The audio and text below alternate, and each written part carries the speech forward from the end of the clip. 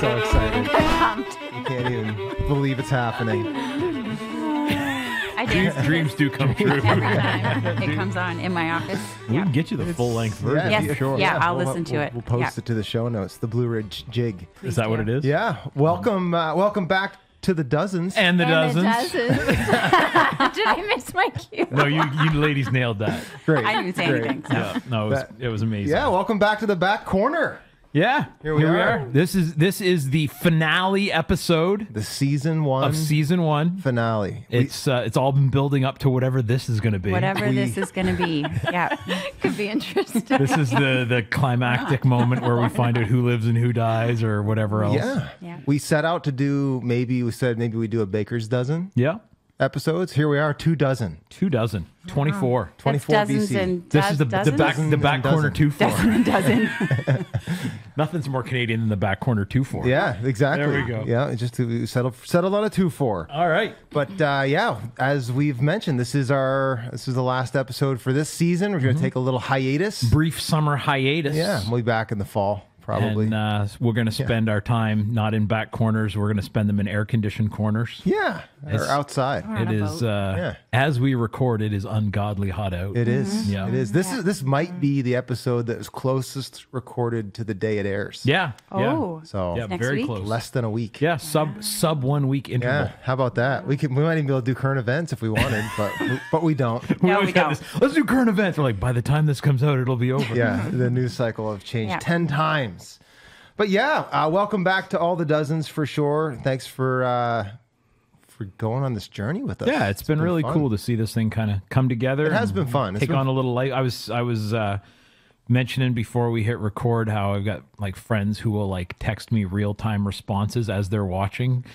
Like we're doing this live. Yeah, like I agree. It's like with what, bro? But then they have to fill me in on what part of what episode they're on. But it's been cool, man. We've got what might turn out to be our favorite guests in the back Might corner. turn out to be your favorite guest. Favorite people, but guests? yeah. That's a whole other question. To be determined. Yeah. It's to Wait be and see. determined. See how we do. Yeah. We've got our better halves here. Yeah. Just because you're an excellent helpmeet in life doesn't mean you're a good guest on the back That's corner. That is very We true. might We've be had some super wonderful We might be people. the worst. We've had some wonderful people on here that I wouldn't even consider marrying. That's true. That is true. Yeah. Which ones would you? Oh, Ben McDonald. I think that goes for both of us if I'm being honest. Yeah, Ben's up Smart, there. handsome, talented. Yeah. How are you going to go wrong? The whole package for sure. We've got my wife Melanie is here. She's so thrilled to be on camera. pumped. It's her I'm so favorite thing. So thanks for being in though. It's only because I love you. Well, thank you. It's the people. It's the people. It's the people. We give the people what it's they the want. people, yeah. So Yeah, and it's my wife, Kelly. Thanks for being here, Kel. Thanks for having me. Kelly is Wife of- slightly less reticent about these sorts of things because it's an occupational hazard for Yeah. her, but Yeah.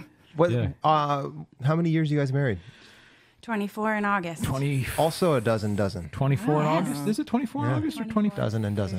We always 24. have to think about Yeah. it, but I Do thought the about it math. like 2 days ago, and it's 24. Well, then I have to remember when we got married and what year it currently is. That's Yes. usually the hardest one. We got married in 2001, but what is it now? Yeah. Yeah. We'll be 20 next May. Well, if you guys need any advice from people who have Yeah. 3 years more experience, Yeah. Sage, be sage sure to advice. contact Yeah, us. you know No. who to call. We're gonna hit that today. Oh, well, so- exciting. Oh, fun. Also, we would be remiss. There's a fifth guest There in is the a back fifth corner guest. right Oh, now. she's already napping. She's Oh, we're gonna- out. we're She's gonna like, wake why her are you up." waking me up? So- What are you doing? Why are we here? We, This is Sweet Eleanor Beans. For those of you who are only listening, just imagine a dog that's tiny with no hair that's the most beautiful girl in the whole history of the world It's AJ's true love. and who has more personality than any dog ever should. she really is built She's to cuddle, very isn't she? subtle. Dude, Oh, yeah. It's just, that's her whole thing. So she's part Chihuahua and part Chinese Crested, and Chinese Cresteds were used as invalid dogs at one point in their history, which just meant they were like living hot water bottles for like old ladies in wheelchairs, and that's totally their vibe. Wow. They were also used as vermin dogs on ships because they can't catch fleas because they don't have hair. But I have a hard time imagining them doing very well at that. No. Like Ellie would be a terrible Hard worker? No. She'd bark at them on occasion if they annoyed her, but Then that's she would about watch them scurry across the ship and go back to her it. If bed. you wanted her to chase a rat, you would have to show affection to the rat, and then she would get jealous and be like, "Wow!" But yeah, My dog would not be quite as compliant. He would be taking all of our personal space and being super annoying. but on a ship, he'd fetch you a rat. Maybe. Maybe. It's Maybe. hard to say. Fetch you a stick. Yes. If you could, Or a sock. if you or a caught the shoe. rat and threw it, Yeah. he'd be all over it. Yes. If you shot the rat, Yeah. he would get He it. couldn't Get bring it. it to you, but he could bring it back to you. Yeah, Yes. exactly right. That's exactly right. Well, we have some new apparel actually is on your head. Yeah. I got my got some AKA merch in, some Look at hats that. and some shirts. nice. Atlantic Kingdom Alliance.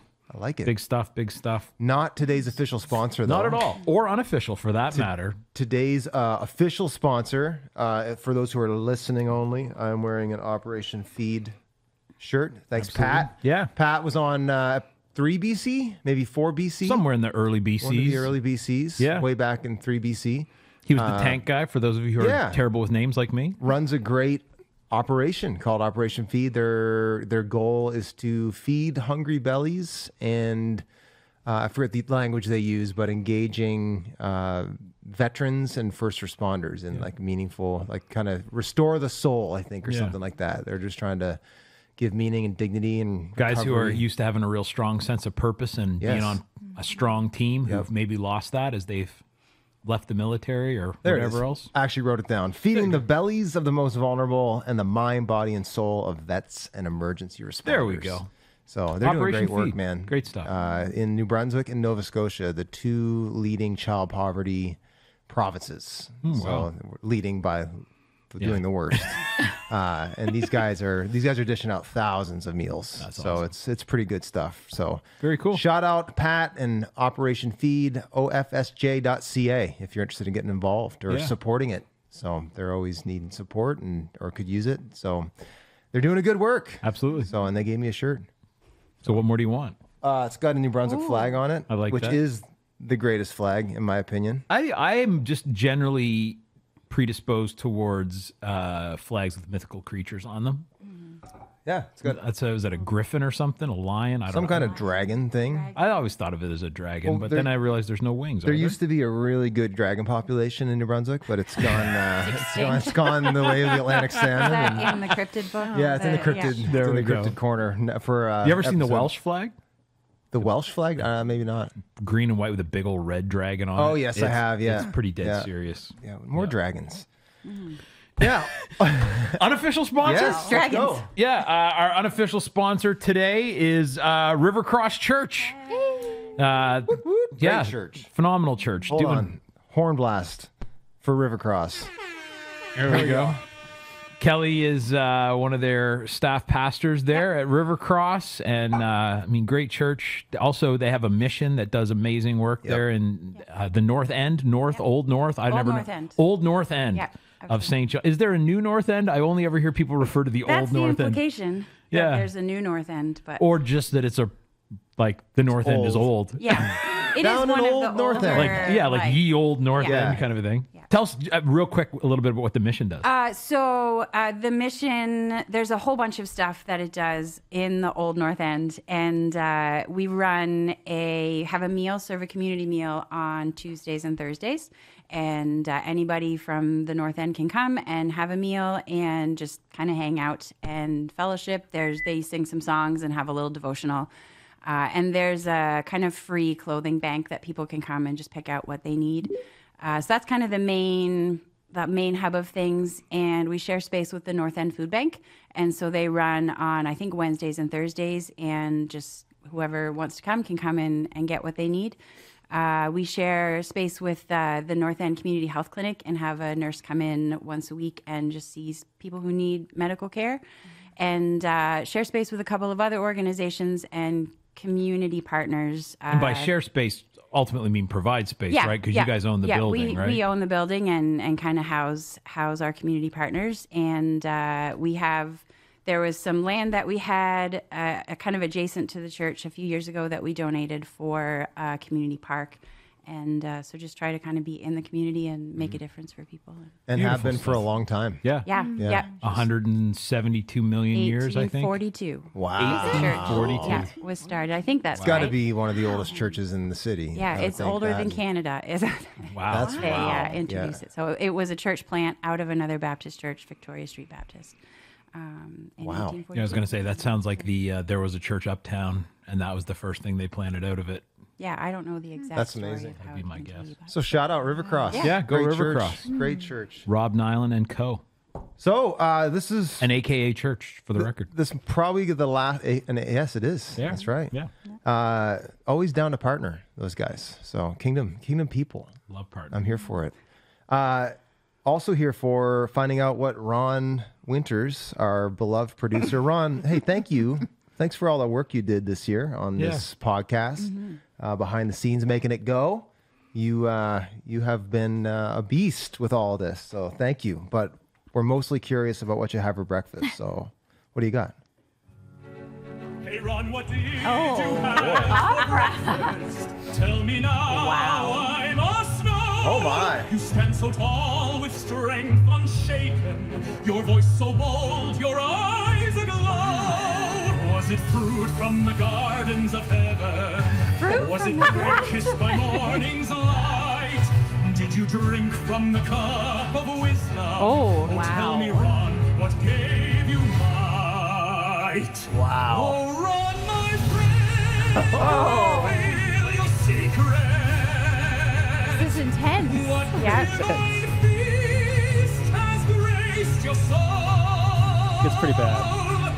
Is it the nectar of gods you tasted, or the fire that makes you whole? Wow! I There think you this go. was That the first was one that I could picture. Like I can see the guy standing on a Well, dark like, I was stage gonna with the say, like, overdone what's- makeup and I'm like, impressed. Like, there's an amount of reverb Yeah. on that makes it sound like a live recording.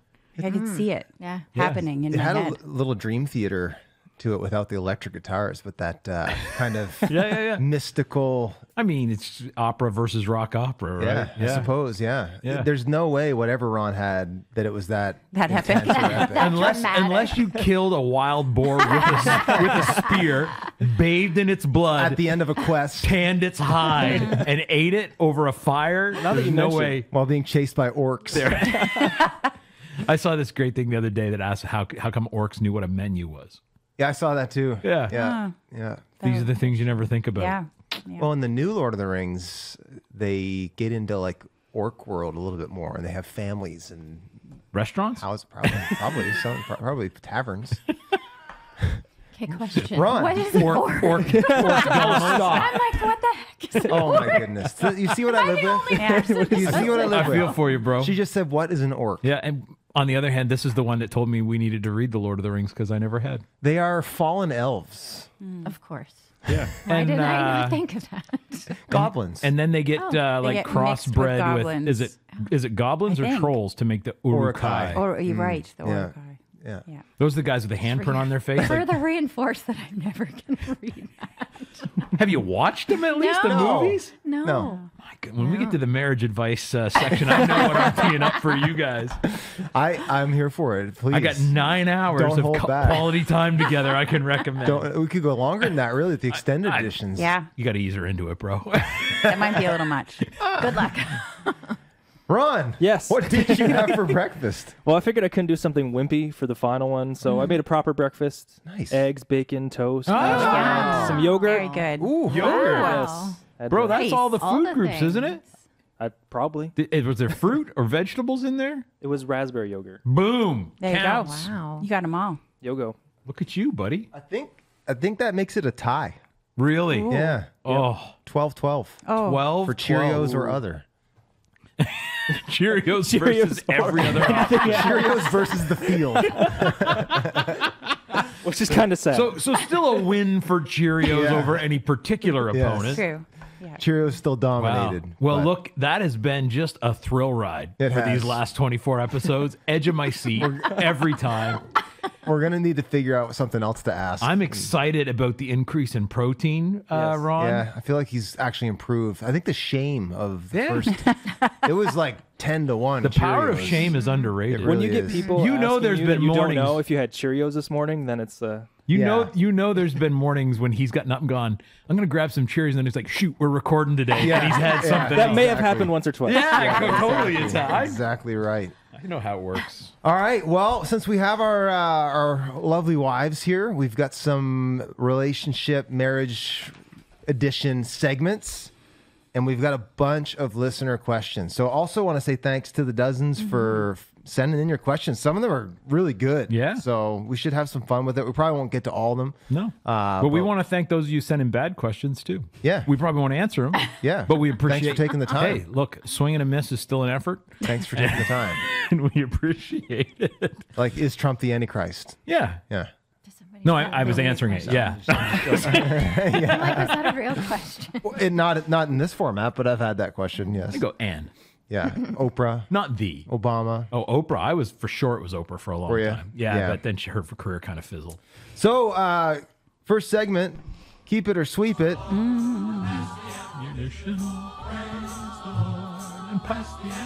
Here's the question. Keep it or sweep it. Date night. Date night for couples. Particularly married couples. Yeah. Yeah. Like as a seltzer for a healthy marriage. Yeah. Like A discipline of sorts. a discipine, yes. Date night. An intentional Hard and practice. fast on date night. Yeah. Keep or sweep. Got to have a date night, they say. Why would it be a sweep? Is my question. Well, that's your prerogative to answer. I think. I mean, how do you want to frame the question here? Oh, that's AJ? just it. Like there's an idea you hear a lot. People say it's really important for couples to have a date night. Guard your date night. Yeah, got to have it. And so yeah, is that good or bad advice? You could also put it in an overrated, overhated framework. But, Which they're basically the same segment. I mean, mostly. Basically, the difference is keep it or sweep it is very definitive, and overrated, overhated is more like little more- somewhere in the middle, like 70%. A little more nuanced. Yeah, you're just nudging it one direction or another versus, you know. Yeah. I would sweep the idea that you have to have a date night, or if you don't have a date night, you don't have a healthy marriage. Yeah. I think I would sweep that. I think if you want to have a date night and that works for you, then that's great. Yes. But if you don't, and there are other ways that you enjoy your time together or are intentional about your marriage, then that's fine. Yeah, I think we have to define date night. Yeah. Because I think some people are pretty legalistic about, like, you have to go out to dinner, you have to Yeah. like do some big formal date. So yeah, like that wouldn't be fun. No. For like that would be stressful, and, And it's just not neither one of us practical. would Like, enjoy when you got it. young kids and stuff. Yeah. That's such it's expensive. Yes. Like if you got to Yeah. get a sitter and you're going to go to a restaurant or a movie, like a lot of people like literally just can't afford that. Unless you do a home date night. Sure, Yeah, like but if you do dating if you do a home Yeah. date night with your kids around, with like I think most of the people who are pitching date night, that's not what they're like. Usually they say you need to keep Yes. dating your wife, Yeah. as if to say whatever you guys were doing before you got married, you should keep doing That's after. right. Which is a challenge for those of us who didn't really date before we got married. Like I don't know if Kelly and I did we ever go on anything that would really constitute a date. Like we would hang out. Yeah, we did things. I know but what I'm we adding didn't, to the advice. Like, yeah, we didn't Like go like. Did we go to did we ever go to a restaurant where you sat down and they brought your food before we were married? Not that I remember. So clearly, it wasn't that meaningful if we did, because I forgot Did we about go it. to a but- movie ever anywhere? No, we were. Well, no, No. not really. No. But you We spent did. time Yeah. together. Oh, for sure. Yeah. Yeah, and I think that's the thing. Is like, yeah, you need to be intentional about spending time Yes. together. Yeah. But whether that takes anything that anyone would recognize as a date in terms of its format, if it works for you, fill your boots. If but you like Yes. doing that and that's what is meaningful for you, then Or if that great. forces you to actually spend the time. Yeah. You know, like some people are so busy they never make the time. Yeah. So if that forces you to like set an Yeah. actual time to hang out. Yeah, I think I can sweep the idea of it having to be a certain thing at a certain time in a certain way. Right. But I definitely would want to keep the prioritization of quality time and connection. And I do think there's something to be said about variety being the spice of life, and once in a while, like you and I genuinely like just like hanging out together at home. Like most Yes. of the time, like I don't think we like feel like we have to go out for it to be quality No, a time. date could be watching a show. Yeah. Yeah. But once in a while, I think we do realize like, hey, let's go out to dinner. Let's like do something. Yeah, I think it's that's beneficial to get out break somewhere. the routine. You don't want to just Leave lay the in house bed and watch sometimes. TV. Yeah. It is nice to leave the house on occasion. Yeah. What's the term Yeah. they're It has calling to. when you spend too much time Bed in bed rotting. now? Bed rot. Yeah, Yeah. I was laying. I mean, in my, I love a I was good laying in my bed with my back killing me the other day, reading about that. Going, I'm rotten right now, bro. Yeah. Yeah. So I'm gonna go soft sweep on the idea that you have to have like a Tuesday night out Yeah. with the wife every week. Yeah. If by date you mean intentional, consistent time together, quality time, then I'm keeping it. If you mean you have to do something that would pass for a date in a movie, you know what I mean? Like these Right. people went on a Yeah. date. Yeah. Right. I'm a hard sweep on that. I'd also say too, like quality time is less about what you're doing and more about the posture in which you're doing it. Like you can do Yes. the dishes as quality time if you're actually You're like, right. let's talk to each other and let's find out how each other's day was and let's enjoy each other while we're doing it, as opposed to it has to be like, you can't probably kids bath time. Probably there's no way to make that quality time, right?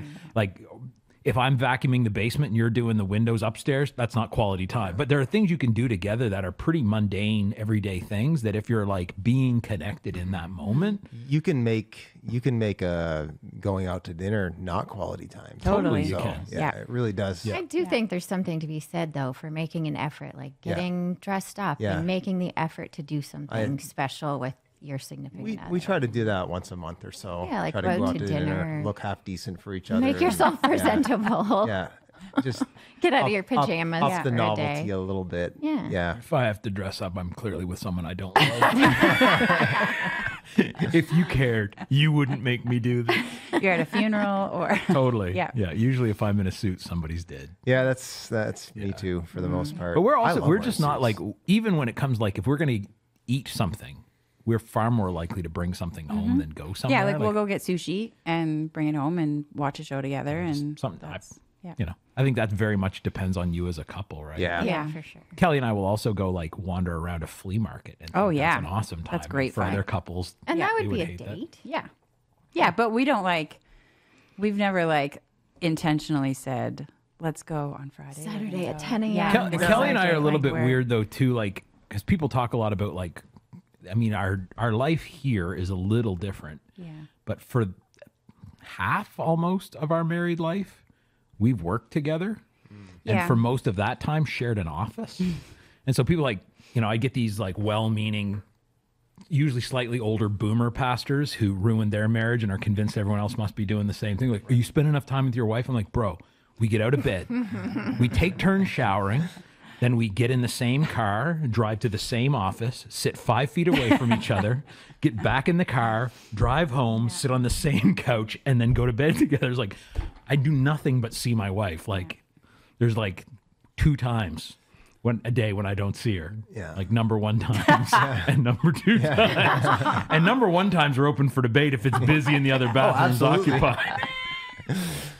But so yeah, I think you want to make sure you're spending time together. I think you want to make sure it's quality time, but I wouldn't fall into any great trap about what exactly that has to look like other than being sensitive to what's meaningful for Yeah. your partner. I think that's Right, the important yes. thing is what's meaningful. Yes, for sure. Follow-up question with it. What is your favorite memory as a couple? Oh, gosh. Just something that stands out. I mean, let's say like outside of like the obvious milestones like getting married or having kids. What's something that stands out as a favorite memory It's that easy. you've done together? We did a huge epic road trip a year ago, and it was the most fun Yeah. we've ever had. Really? Yeah. That would 5.5 be my pick, weeks, too.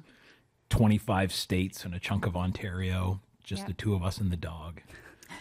It was awesome. Yeah. Genuinely. Yeah. So fun. We like a whole bunch of different places and different contexts and different people, and we just Visited family we hadn't seen in decades, or some family we'd We literally hadn't met never yet. met, like Yeah. nieces and nephews. we everything from never like met. rural Oklahoma to downtown Detroit, Yeah. like just all kinds of Yeah, we stayed on a ranch in Oklahoma, and at a former convent for cloistered nuns that's now the residence of a community of priests. Wow. In the middle of Detroit. Yeah. We went to like a pretty like everyone has a huge family and owns 72 guns, like evangelical woohoo kind of church in Oklahoma. We went to a relic chapel. Yeah. We had a backstage tour of the Cathedral of Notre Dame in Ottawa. I preached at a couple of old school Wesleyan camp meetings. Holiness camps. Like it was awesome. Yeah. Awesome. It was so cool.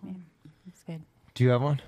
Yeah, I think last summer when we went to that dome, just me and you, Yeah. all the kids were at camp, and we went to a dome in the middle of nowhere. Yeah. Nobody else was around. That's Paddleboarded, kayaked, just Sex and sauna. Sudoku. Oh my word! I wasn't gonna say that. Thanks for sharing. That's valid. Sudoku. You rekindled your love with Sudoku. She found a Sudoku thing there, and I lost her for most of it. Hours. Seriously, I'm like, we gonna hang out? Or go, I have to finish this go puzzle. paddleboarding? You want to fish? I Like, what's can't. This is I enjoy 40 Sudoku, but I can't do it on paper. That's the only way I can I'm not do willing it. to put in that kind of work. I like to do it on my iPad, where it'll just tell me if I got it right or wrong when I do it. Yeah, that was coming to mind for sure. I think it's That a was bit one of a of my recency favorites. bias. Is this one of these but- glamping Maybe. dome Yeah. things? Yeah. yeah. See the star. Yeah, Was it clear was on a the top? Yeah. crazy cool No, it place. wasn't It's like clear, in but- north of Fredericton, and Cool. it was It was right on, what would you call it, a stream or a brook? Yeah. And you could kayak and Yeah, it was paddleboard. super good. Nobody Tons around. of wildlife, That's awesome. really secluded. So Yeah. So good we're yeah. doing it again. We're doing it again. Yeah. Nice. I would say You got the Sudoku book lined up. Oh, You're just yeah. gonna hope A there's whole one bunch there. of them. probably the Stockpiling. she You has joke, but This is my vacation Sudoku. I'm gonna keep. she has Christmas Sudoku. I She do. has, how the numbers are Christmas. Yeah, that's what I was going to don't ask. know. How is it Christmas? It's not. It just says Christmas Sudoku, but it's just a normal. That's great. So can there's do some it anytime. marketing Such a genius who's like, nerd. someone will buy this in I did. December. I Yes, bought it for her in her stocking. and I loved it. Yeah, middle-aged. I think mine. Probably the first time we went to London. I was gonna say that too. I Yeah, was that torn. was pretty special. That was It awesome. kind of knocked our socks off. We weren't Yes. really. I don't know. I wasn't prepared that it was going to be that impactful or good and good for us Yeah. spiritually, relationally, all of it. So, and it's just a cool city. If you ever Yeah. get a chance to go, Yes. It's on the list. yeah, it's We almost went this it's year. worth seeing for sure. Yeah. Cool. All right, segment 2. We're cooking, guys. Look at us. Segment 2 is one of my favorites, just for unsolicited advice. It would behoove you. It would behoove you. Marriage edition. One thing that makes marriages better. Something that you could add. Something that if you did this, it would help. I have one. Go ahead. Want me to go? Yeah, you go. It's a study from Psychology Today, and it says husbands who kiss their wives goodbye on the way to work live 4 years longer than men who don't kiss There you their have it. wives on the way out the door. AJ's laughing. I'm just wondering You how many, live 4 how many of years those men longer. die at the hands of their wife. I think the point is, It only takes. Yeah. We're talking averages, though. It only take a few murders to tweak that average my down, God. right? So if they- Few guys in their 30s getting axe murdered in their sleep throws off the average for everyone else. I kid. Yeah. The point is, kiss your spouse on the way out the door. And on the way to bed too. And Or like when- going to good night. bed, that Yeah. makes you live longer too. Pretty much, apparently. unless there's been a ripping fight, we pretty much Yeah. kiss goodnight and Yeah. say I love you, and even So you're still gonna we live try longer. to. Through gritting. Even then, Technically. now move. Even though I don't far feel like away. it. I love you officially. Yes. Yeah, exactly. Yeah. Actually, I read something somewhere too that if you go beyond a peck, like if you 10 seconds. yeah, Is what they like say, if there's like I if think. you hold a kiss there's like scientific kind of like Health neurological benefits. stuff that releases. You know, there's some 10 dude somewhere with Totally. a stopwatch. Totally. Being like, Some like super biohack guy. Yeah, yeah. He's like, I'm gonna get my 8 hours of sleep. I need a 10-second kiss. I'm gonna need he's got 30 grams. his of phone is just creatine. full of that Huberman guy Yeah, exactly. podcast. Yeah, exactly right. Oh, that's a good Do one. my cold plunge. then I got to take my athletic greens. Then I got to kiss the missus for 10 seconds. I do 12 though. I'm not taking any chances. Healthy. We kiss when you go to work. Yes, because I leave first. Yeah. But I think it's the same benefit. So Whoever leaves You'll first, live longer. I'm going to live longer. yeah, no, it's not true though, because if I kiss you when I go to work and I wake you up, that's going to be a law of Shorten your- Then your life diminishing is short. returns. Yeah. Law of Yes. diminishing Yes. returns. So It has to be when I go. I kiss you in my mind before I leave. I think waking your spouse up without their authorized permission is never a a great death idea. Yeah. It would behoove you Not to in my not wake your experience. spouse. She's nothing but gracious patient. and compassionate, No, I'm like, slow to anger, rich in love. tell me if you want me to wake. Like even if you fall asleep on the couch, tell me if you want me to wake you up at some Yeah. point. Yeah. I'm not that way. I've always been a light sleeper. So Yep. anyway.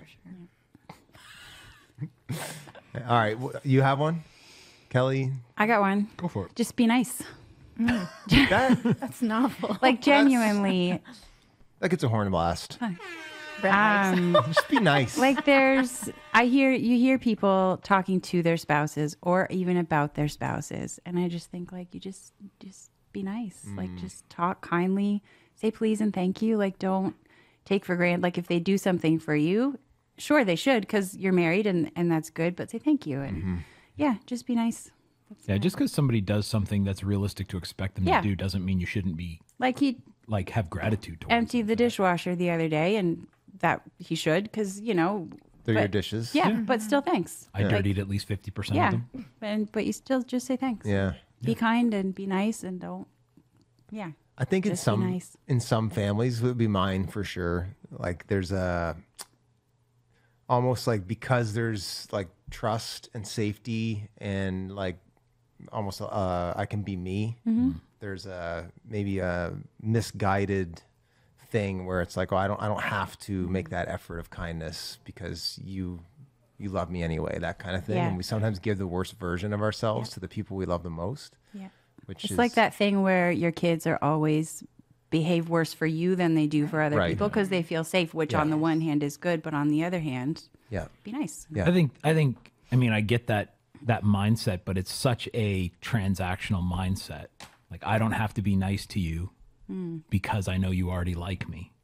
So I'll be nice to the people I'm trying to win over because Right. this is about me, right? Yes. But if you genuinely like the people that you care the most about are the people you should be the nicest to, not because you need to get more stuff from them, just because that's who you value, right? Yeah. And so like, yeah, it's great to say thank you to the cashier at Canadian Tire, but I may never see that person again, and they're not actually that meaningful to me in the grand. Like they're made in the image of God and Lord love them, but you know, the people that are part of my family, the people that are my closest friends, those are the people I want to express the value I place on them the most emphatically and consistently, not because I get something from it, but just as a statement of value. Right. Yeah. Yeah. It's That's like good. if you gave me $1 million, I would protect that $1 million, not because I need $1 million, but because I already have it. Right? Like, no, you know, again, who cares about the rando on the street? But I would the best. I mean, not who cares, but you know what I mean. Like, if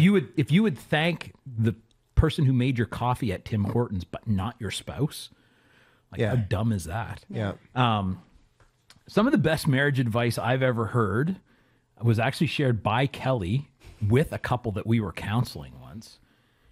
They were fighting about a whole bunch of stuff and squabbling over a whole bunch of stuff with their kids and with their marriage and with how they were running their household. And it was getting like pretty bad. Like one spouse going to a hotel for a few nights. Like, I don't know that they were on the verge of divorce, but it wasn't just like, you know, we had a bit of a blow up this morning, but we'll have it patched up by bedtime. Like, and particularly different disagreements on parenting. And Kelly finally just looked at him and she said, "You guys know you're on the same team, right?"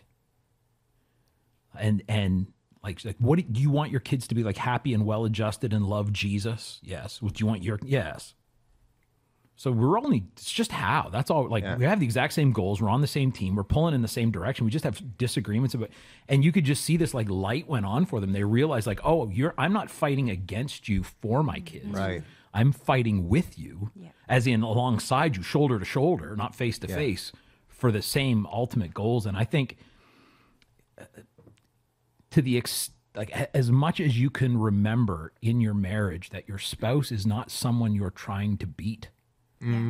Right? Like you're not trying to win. You can't, if they lose, you lose. Yeah. Like you're one now. You're on this, like, be like, I think of those old, was it Dikembe Mutombo commercials where he like swat, no, you know, like if you are swatting your spouse's shots, like it's like, dude, you're stuffing your own teammate. Like that's the dumbest thing ever, right? Like if your whatever, if your wife takes a slap shot on the other net and you block it, you're a moron. Yeah. Like you're on the same team. They're making you both lose. Totally. Yeah. Like you cannot win, I mean, biblically. You cannot win against your spouse because they are you.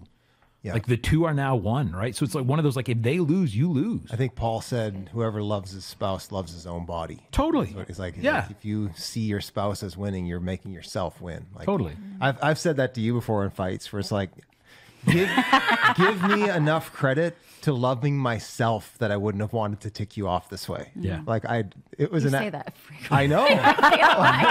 It's one of my favorite. Was like you at least know out of pure self-preservation, I would not have wanted to bring this on to myself. Yeah. Right. Like at least let me be dumb, not malicious. Yeah. That's usually I might be this stupid, but I'm not this malicious. Yeah, that's usually where it ends. So, but yeah, he who loves his spouse loves himself. Totally. Yeah, that's great. I think that is the frankly the more mature and theologically rich and helpful version of happy wife, happy life. Yeah. Like I think that's a little. It sounds to me that actually sounds kind of adversarial. Like just keep her happy. Yeah. But the idea of going like no, you got to like we're in this together, and there's no way for me to win without us winning. Yes. And there's no way for you to win without us winning. Like that's how this whole thing is. That's good. The other thing I would say, I think, is just really kind of, I guess, to echo what Kelly was saying, like, just, again, like, we always used to express this, we'll go with jerk. Just don't be a jerk. Yeah. Like, if you're going to do something, go, is this something a jerk would do? Well, then just don't do it. Right? Good like, advice is this for your kids no jerks? too. Yeah. no, totally. Like, general. but you'd be Yeah. surprised, like how many things people do that you're like, it's just well, I jerky. did this. Like, why? Well, because I wanted to get out. I was being selfish. I wanted to get back at them. I was like, those are all jerk things. Like, Yes. don't be a jerk. Yeah. Like, it's not. It is. Kelly and I are blessed in that both of our parents had healthy marriage, both sets of parents, and so when we default to what we grew up with, we're generally defaulting to something that's functional. Not that they were perfect, but pretty functional. But it always just it astounds me how overly complicated I think a lot of people make marriage. And I think if you can, like, it's not that I think it's not that a lot of people don't appreciate all the complexities. Like, no, I think they've added a bunch of complexities that just don't have to be there. Right. Like your partners in life, you love Jesus. That's huge. Genuinely. If you both love Jesus and both are listening to him, you will end up in the same place on almost everything that matters. Yeah. And if it's not important enough that Jesus hasn't either in his word or through prayer given you direction on it, it's not a hill worth dying on. Yeah. Right? Like the stuff that would be worth fighting over are not decisions you make in a marriage. They're direction you discern. And so, marry someone who knows how to hear Jesus, and legitimately the rest of it, it's not that complicated. And I mean, we say that as, we've quit great jobs for nothing. We've, moved to different countries. And it's never been a complicated process or a really hard decision. Like sometimes it's taken a while to get clarity on what God wants us to do, but there's never any great debate or argument. It's just we pray about it until Jesus tells us what to do. And he tells us the same thing because he's Jesus and we're actually listening to him. That doesn't mean that everything has always gone super smoothly or. Oh no, we've been through hell together, but we went through hell together. The process of it, and the hell was around us, not between us. We're on the same team. Yeah. That's good. Mine, so honorable mention, have lots of Netflix and chill time. So it is genuinely a healthy thing. try to do that as much as you can if you're able. So it's a win. And Sudoku. Yeah. If you know, No, instead of cigarettes after she does Sudoku. It's healthier. It's healthier. I mean, I will say this. Back with a Sudoku. There is a level of mental clarity that comes.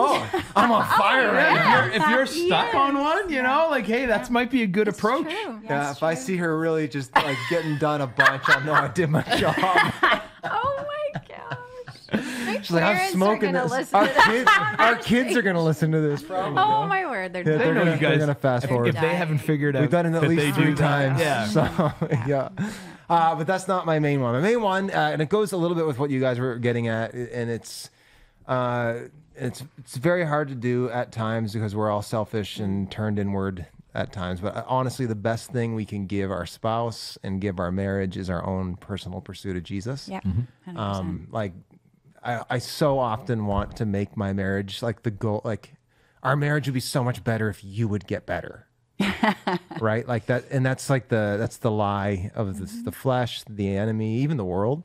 But truly, like so much of the marital dysfunction comes out of deficiencies that I have or she has that are supposed to be met in Jesus. Totally. Yeah. And on that Pastors and Props channel, you know, that we talked about a few episodes ago, I actually saw another ladder illustration because they're all ladder illustrations, but this one was actually really awesome. So this pastor, maybe we'll do this someday. They get the ladder on the stage and they're doing like a marriage sermon, and they were talking about like how do we draw closer together, and they were using the analogy of like basically as we both pursue Christ, they got to the top of the ladder and they were very close, right? And that is a picture. Like I do think when I'm healthiest in Him, when you're like. It just seems to bring a level of flourishing and harmony that, you know, it's not there as easily when I'm just rocking a deficiency in my own spirit. So I don't think Jesus was intending this as marriage advice, but the whole take the the plank out of your own eye thing too, right? Like a lot of people like, if we were closer to Jesus, so here's how would I have to do to manipulate them into being closer to Jesus? Yeah. Like, no, you change. You get closer to Jesus. Yeah. One of the other best pieces of marriage advice I was ever given was by my dad. So this is, you know, if you're already married, it's too late for you to take advantage of this advice. Literally, it is. But if you're someone single out there or dating, Dad said to me, marry a woman who challenges you spiritually, that you have to work to keep up with. Wow. And again, it's one of those, so if you go, like, one of the things I'm looking for in a prospective spouse is someone who I already acknowledge they're closer to Jesus than me. Yeah. Like, that's a great place to start out. Like, it's a great advantage to give yourself going into it if you at all can. Yeah. And it's, again, for that very reason, right? So you're not sitting there going like, oh man, you're like, if they would get this sorted out, you're going like, dude, I got to get on the ball as she is. Yeah. I don't think I've ever even thought about this really very much or talked to you about it. But one of the things when we were dating that like, or it might even be before we were dating, that I like knew that you would be like, if I had a chance, like that we'd be equally yoked. I remember being at like a service at Crosspoint Church, and like I was on the worship team or something, and we weren't. I don't think we were dating at the time, but I saw you respond like at the altar and just like doing stuff with God. And like, to me, that was like a really big, you know, like she's serious about her own faith. That was a huge, I think that's such honestly, on the stuff that we have disagreement, or we're both very strong willed and opinionated. And, you know, when it's working, it works great. Other times, like when we disagree hard, but it's always on pretty superficial stuff. Like the big foundation stuff really have been so stable. And I think that, to your point, it's like being equally yoked is so massive of just like I know at the end of the day, in the beginning of the day, like you're committed to Jesus more than me, you know, and like that's such a huge source of alignment, right? Because then if I can stay committed to Him, we're gonna end up closer together. So yeah, it's that'd be the biggest piece of advice. And if you're dating somebody who's not a Christian, break up. Yeah. If you're dating someone who's not as serious a Christian as you, like, I know people are like, oh no, they go to church. Like, well, that doesn't tell you much. Like, do they Do they love would they Jesus? stab you for Jesus? Because if not, you know what I mean? Like genuinely, like I want Kelly to love Jesus more than she loves me. Yeah. for sure. Yep. Because A, it takes a heck of a lot of pressure off me. Yeah. Right. And B, She'll love you better. right. Like it is better to be the number 2 love of someone who loves Jesus Yes. than it is to be the number 1 love of someone who really the best thing they've got going is you. Yep. Yeah. 'Cause you suck, bro. Yeah. A lot of pressure. You don't want to be her rock. Yeah. That's You don't right. want to be her everything. You don't want to be her world. You want Dude. to be Yeah. like you want to be an excellent garnish on the side plate of the substance of her relationship with Jesus. It's not our top 4 today, but you know what a fun top 4 would have been? Top 4 craziest vows you've heard. Oh.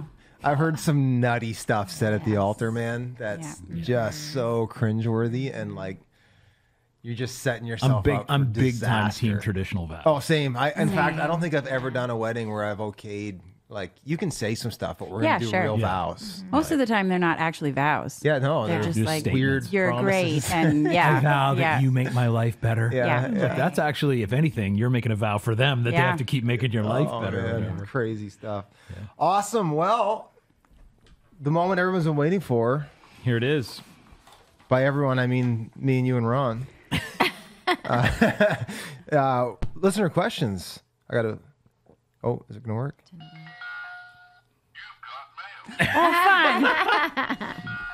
For those of you under 40, back in the days of dial-up internet, There it is. That's the AOL sound effect. So these are in no particular order. Sent in by the dozens. And the dozens. And dozens. Thank you. Thanks, welcome. Kelly. On point there. All right, here's the first one. Presumably from somebody in Moncton. What's with AJ's hatred for Moncton? We deserve an explanation. on behalf of Monctonians, you've Yeah. been elected to write in. Here comes a real explanation. I just think it's a terrible place. Not the people. No, though. No, the actually, people are great. I've often said Yeah. that the people in Fredericton and the people in Moncton should be forced to trade places because Agreed. Monctonians deserve to be in a good city, and Frederictonians need to be brought down a notch.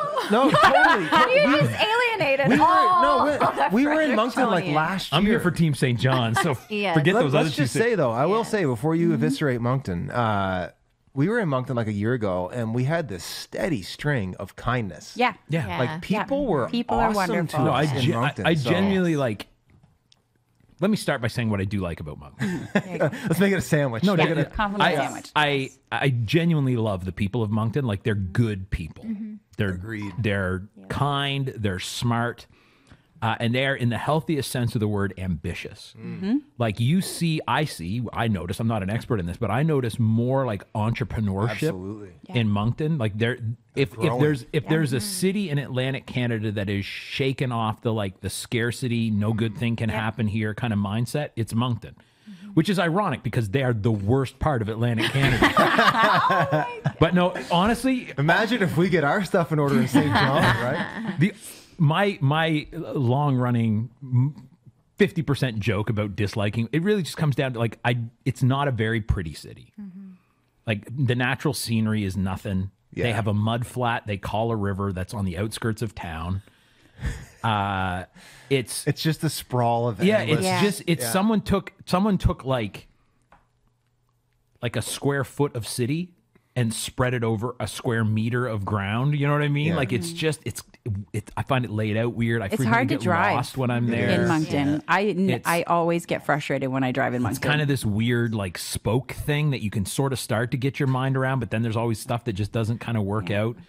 And I really enjoy like one of the things I've loved about being here in St. John is there's just so many beautiful like old historic buildings and stuff and historic architecture, and Moncton just, it seems like it was, again, at the buildings, the infrastructure, not the people or the culture or the community, but just the actual physical place feels like it was like somebody vomited the 70s into a backfield. and so Hey, you asked for it. so part of here's the deal. I think if I would not dislike the place as much if I didn't like the people so much. because I feel bad for them having to live in just such a bland. Yeah. Like, okay. It would be a good set for like a USSR movie. Oh my. But see, here's the thing: like St. John is run down, like way worse than Moncton, but in a way that gives it character. You look at something, you go, man, 180 years ago, that building was beautiful. Moncton, you go, 50 years ago, when that was brand new, it was still hideous. Exactly. Right? Like you go down to Germain Street in St. John, and you see some of those homes have been taken care of, some of them not, but you go like some brilliant architect, same guy who rebuilt New York City, helped build New York City, came up and helped build all those things after the fire, like this like renowned architect.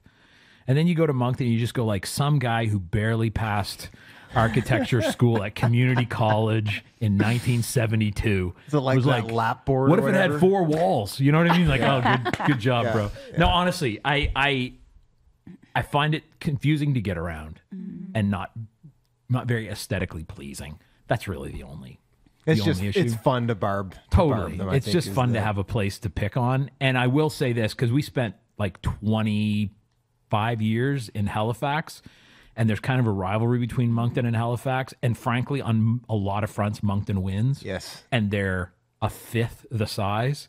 And so, like, there is absolutely like some low key, just like jealousy. Well, yeah. Yeah. I mean, anyways, I could go on at great length about when it comes to like the whole public concert things. Moncton went about that so much smarter. Yeah, than they're Halifax just did. leading Like, better. Yeah, man. totally. So Yeah, I no. tip my hat to Moncton. Way to go, Moncton. Yep. Halifax is aggressively conservative despite being highly progressive. And Moncton seems to actually like in the sense of like we want our city to get better. We're willing to work to make it happen. We believe it can happen here. We don't think our best days are behind us. Moncton has all that going for them. And so All right. as a Haligonian, I have to be a little bit bitter. There you have it. Moncton Moncton. sucks. No, I don't think that was the answer. All right, number 2. What is your guys' favorite conspiracy? What conspiracy do you think is the most true? Oh, What is Easy your peasy. favorite conspiracy? Oak Island on both fronts. Island. I just played a sound effect, Ron. We need the conspiracy. Here, you try it again. There we go. Oak Island. That is that's got to be up good there. Story. Yeah. Yep. Do you have one? I don't really follow any conspiracies. You're the conspiracy guy. Well, yeah, but you're on the panel here. What's yours? What's mine? I don't know. I kind of believe them all. You believe them all. Oh my word. What one did I read about most recently? I think if I were to do it in a sort of an umbrella, it would be something about like not an official conspiracy, but just embracing mystery in general, and particularly around Nephilim adjacent creatures. Oh my word. There it is. UFOs that are actually stanky demons.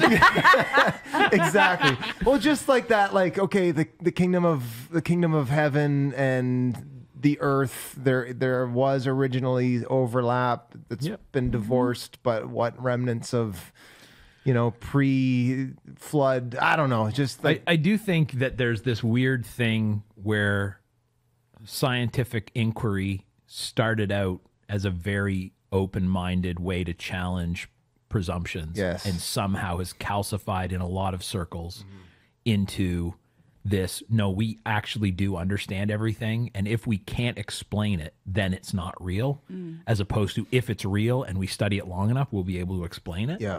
Like one of the things that Tolkien and Lewis were trying to do, like both in Lord of the Rings and Narnia, is like recover. The chronic what?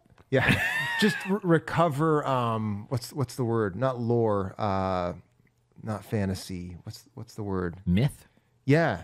Yeah. Like in that, even right into like both of those stories, you'll have reference to how, people have forgotten that these things existed, like that hobbits were real, or that, you know, like, and even like orcs and elves, they're supposed to be angels and demons basically, and humans are kind of caught in the middle. And so it's just this enchantment. That's the word. Oh yeah, there you go. Enchantment. The world And is that- enchanted. I think that's the conspiracy that I'm most interested in general. Anything that speaks to an enchantment that I'm convinced is there that we're sleeping on. You got to read my buddy David Dean's book called The Tyranny of the Banal. Okay. It's basically what it's all about. All right. Yeah. But I also will from a check that very out. Catholic context that says Yeah. the answer is transubstantiation. But sure. but that's really his whole Yeah. we've made the material world somehow completely divorced Yes. from Yeah. God and the supernatural Yeah. in general. And Yeah. So whenever someone has a Bigfoot sighting, right? I'm like, there could be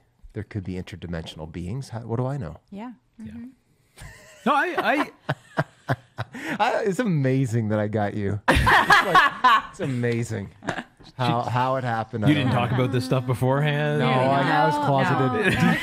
I was deeply closeted. I just like to play my little worship songs, honey. That's all.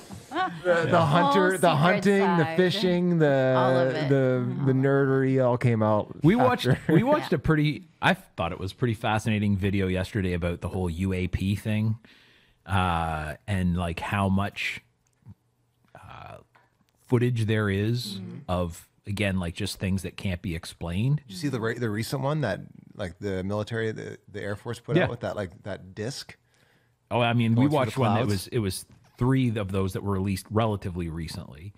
And it was this group at Harvard that's like they're using AI to try to basically map everything in the sky, like every moving thing, and figure out what it is. And again, it's one of those, like, I don't know what those things are, but I'm at least, I'm not sure that like airplanes and drones and weird birds and weather balloons that belong to people we can identify that we just don't know, we don't recognize that that's what they are, exhausts.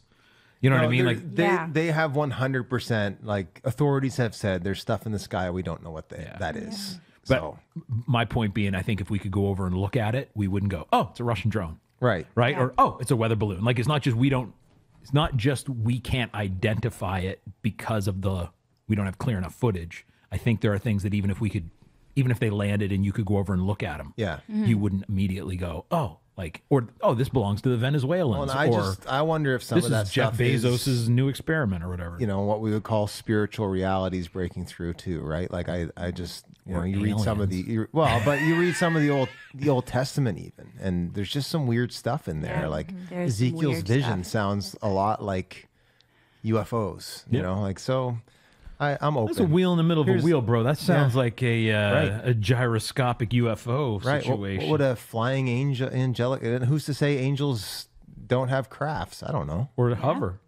So, Or, you know. like, we have vehicles. Sure. Sure. Why don't they? Yeah. They're messengers. They got to get around somehow. Yeah, man. All right, here's a layup for It's you, really not AJ. that. It's really not that fun to fly when you got eyes all over your wings. You'd rather drive. Here's another one. Oh goodness. Sound effect. There we go. So, why are there differences between, quote, our Bible and the Catholic Bible? Oh goodness. Well, Whoever asked this may regret it. first thing I'd like to point out, there are actually various canons of Scripture. I think there's at least 7 of them. The canon is the list of the books that are officially Scripture.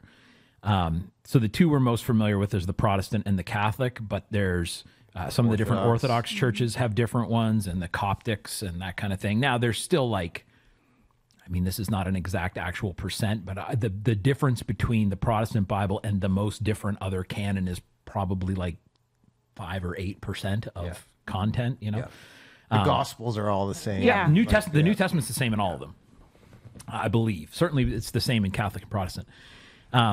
So the early church,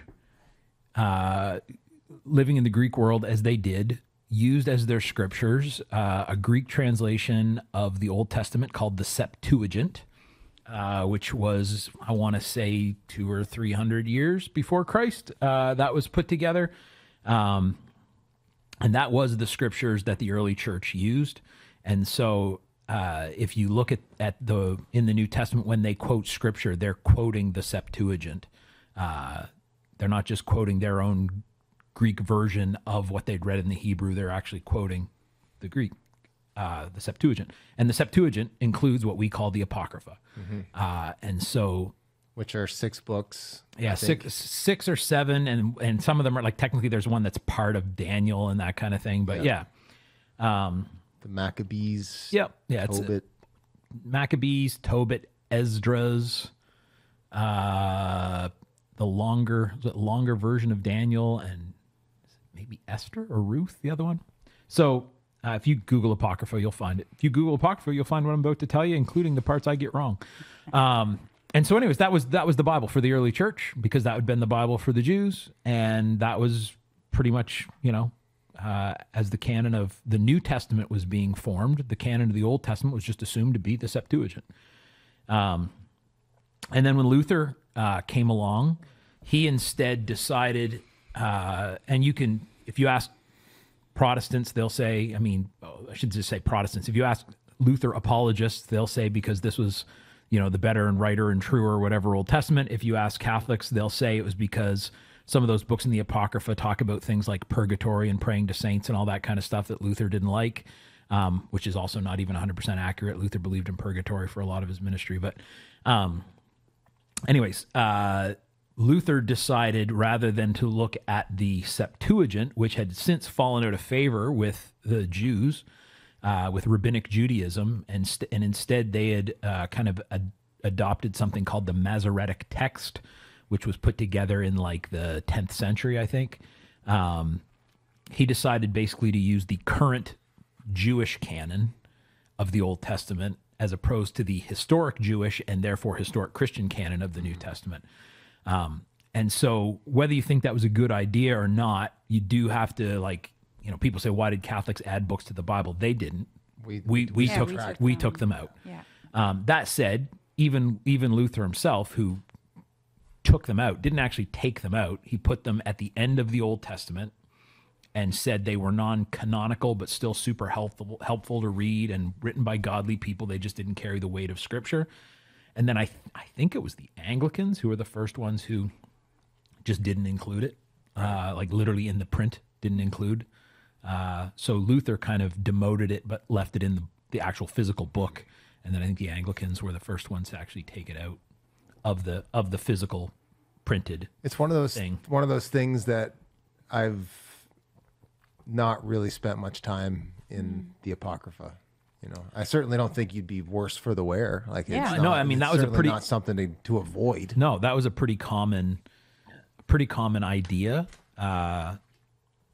Even, in the Protestant Reformation, no, you should read it. It's good stuff. It's just not something, this was their idea. It's nothing you would base doctrine on it alone. I'm actually just starting my first actual read through of the Apocrypha. It's interesting. It's weird. It feels a little different, and I can't tell if that's just because it's in a translation I'm not used to reading. Or it's just you're not used to it. Or I'm just not used to everything. I grew up in church, so everything in the Bible sounds familiar to me. Even when I'm reading something that I don't remember having read before from some obscure place in the Old Testament, it still it feels familiar. Yeah, it's like when you go into the Apocrypha, It's one thing exploring rooms in the house that you're familiar with. Right. There might be a room you don't spend that much time in, but it almost feels like this is like a shed out in the backyard. Well, it's like if you were going through. When we bought the last house we lived in, we'd never been in it before we bought it. But it was in a development where there was only 3 houses, and we'd been in other houses. So it's like, which one of the 3 houses that are right? People there's only 3 houses. No, there's 400 houses, but there's only 3 houses, right?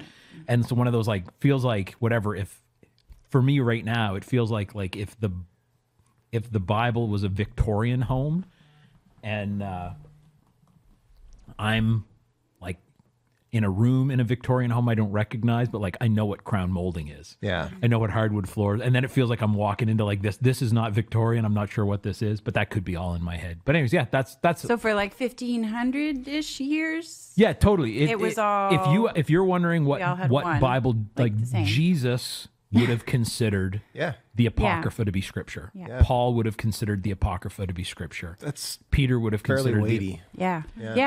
I feel like in the last 100 years, we just kind of forgot about all of the rest of church history. Yeah. And just this is the now is this is the thing. But there's this thing so that happened much.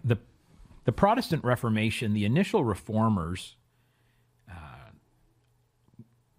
were speaking up about some stuff they didn't like, but there was a lot of stuff that they weren't trying to start something totally new. They were trying to fix like 4 or 5 broken things, right? And then it just ran. Well, and so they pushed back against some stuff. And then there was a thing in the Catholic Church called the Counter-Reformation, where they basically went, oh yeah? Like, you're not sure Mary's as big a deal as we think she is? Well, we think she's an even bigger deal. Exactly, right? It's just And so then the tennis. Protestants pushed back, and it's just this weird, like, there's so many of the Catholic things that are dogma now. I'm not going to argue that they weren't things that were believed in the church before the Reformation, but that are like, you have to believe this now. It's all been exacerbated. Well, a lot of the stuff most Protestants today would have an issue with weren't on the books to that same binding effect when the Reformation was happening.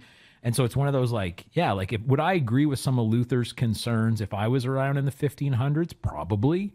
But if we went back to the 1200s, would I have any I don't know that I would. Right. Like most of the things that would keep me from being Catholic weren't part of being Catholic before the Protestant Revolution or Reformation.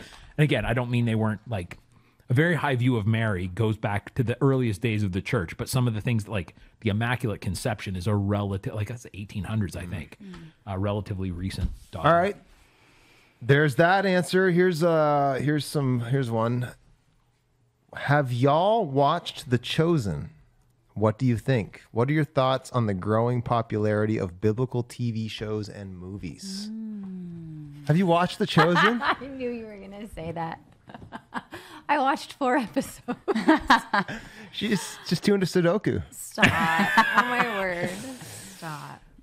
I watched 4 episodes. Yeah, the 4 most boring ones. Did you like it? What did you think of it, Mel? Well, the fact that she only watched 4 is probably not. She's a busy liked lady. it. Maybe she just hasn't gotten to the 5th episode yet. That's what it is. I don't want to presume her motives.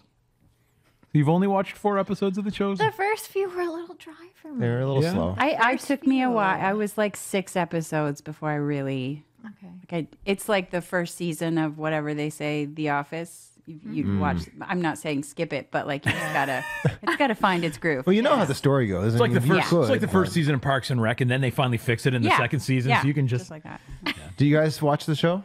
I watched the first, whatever the newest season is. I haven't seen I haven't that either. one, but I watched the previous. Yeah. haven't seen a second of it. There you go. You're not alone. Now I don't feel so bad. You've seen 4 more episodes than I have. Yeah. I have heard parts of several episodes because there's a group that here at the church that watches it on Wednesday mornings right across the hall from my office. Right.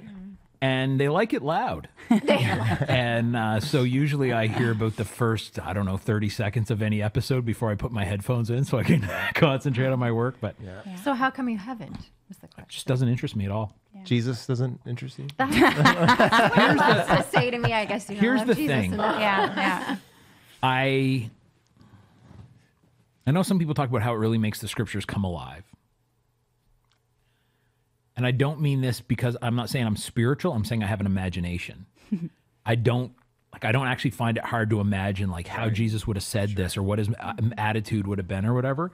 But honestly, probably the 2 biggest things would be, and this is a thing I fight in other areas of my life, but need to fight there, and so I don't fight it here. It's really easy for engagement with Bible and theology to feel like work for me.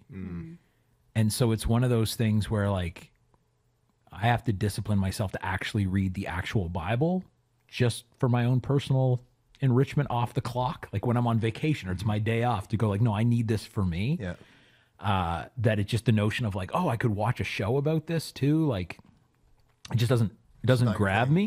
Yeah. But the other thing too, genuinely, I think is a big part of it. I have a really hard, like once Kelly and I are very different in this way.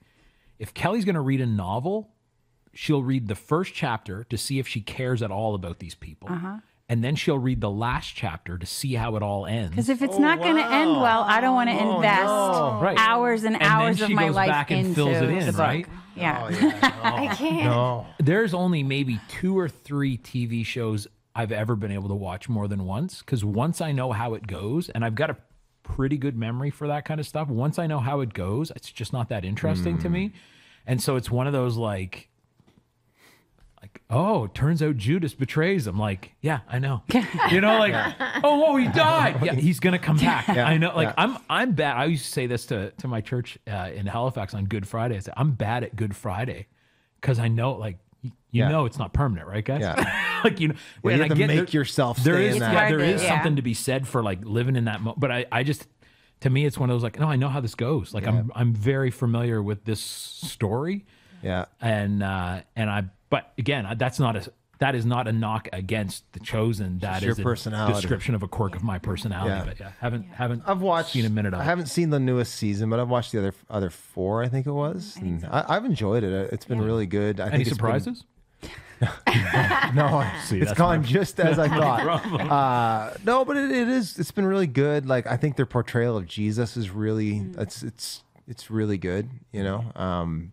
It makes me want to follow Jesus more, not less. Yeah. So like, I love that man, you know, like it's been super moving at times. I think they've done a really good job with it. I do think there's a caution in it. You know, some people maybe go too far to say don't watch it because there's you can take one of the 10 commandments to say like you shouldn't make any images of Jesus at all, and I don't necessarily think that's true. I think creating art to tell the story is very in line with, you know, the evangelion. You know, the earliest church was into that. And the earliest church was super Jewish. Yeah. So if they didn't see that, as that's a problem. Issue, yeah. Right? So, but I do think though you do need to just remember this is an art. This is telling it in a certain way. This isn't scripture. This isn't authoritative. Like, I just think just make sure, you know.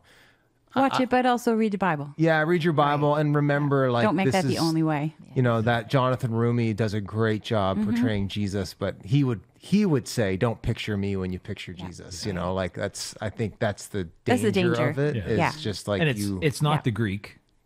And it's not even the NIV. I could say it's the message. I would say for like a they're lot interpreting stuff. Yeah. Which is totally fair to do. It's a paraphrase, and I would say for as much, it's very beneficial to help a lot of people who don't have an imagination or can't. I think that's it's been helpful to me. Like, you know, in the same way that going to Israel was, where it's like, oh, like that's a real place. Now that's on the list. That I would. You know, it does help just it to come alive. So it's good in that, but so it can be a lifter, but it also can be a limiter, where it's then you don't let your imagination go beyond that, because Jesus is much more than what Jonathan Rumi has done a great job of doing. So yeah, I would recommend it. I think people should watch it. But also, stop. It also is beneficial for non-believers if it makes them want to learn about Jesus or fall in love with Jesus or read their Bible or any of that. I think it's an introduction to Jesus. It's been a huge evangelistic thing. I think there's been a lot of people that have been introduced to Jesus through that. So I'm in favor. I think it's great. I think you should watch it. I think every Christian should watch it. Even me? Yeah. In there. Okay.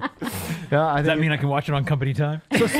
So speaking of Israel, go ahead, both of you can. Yeah.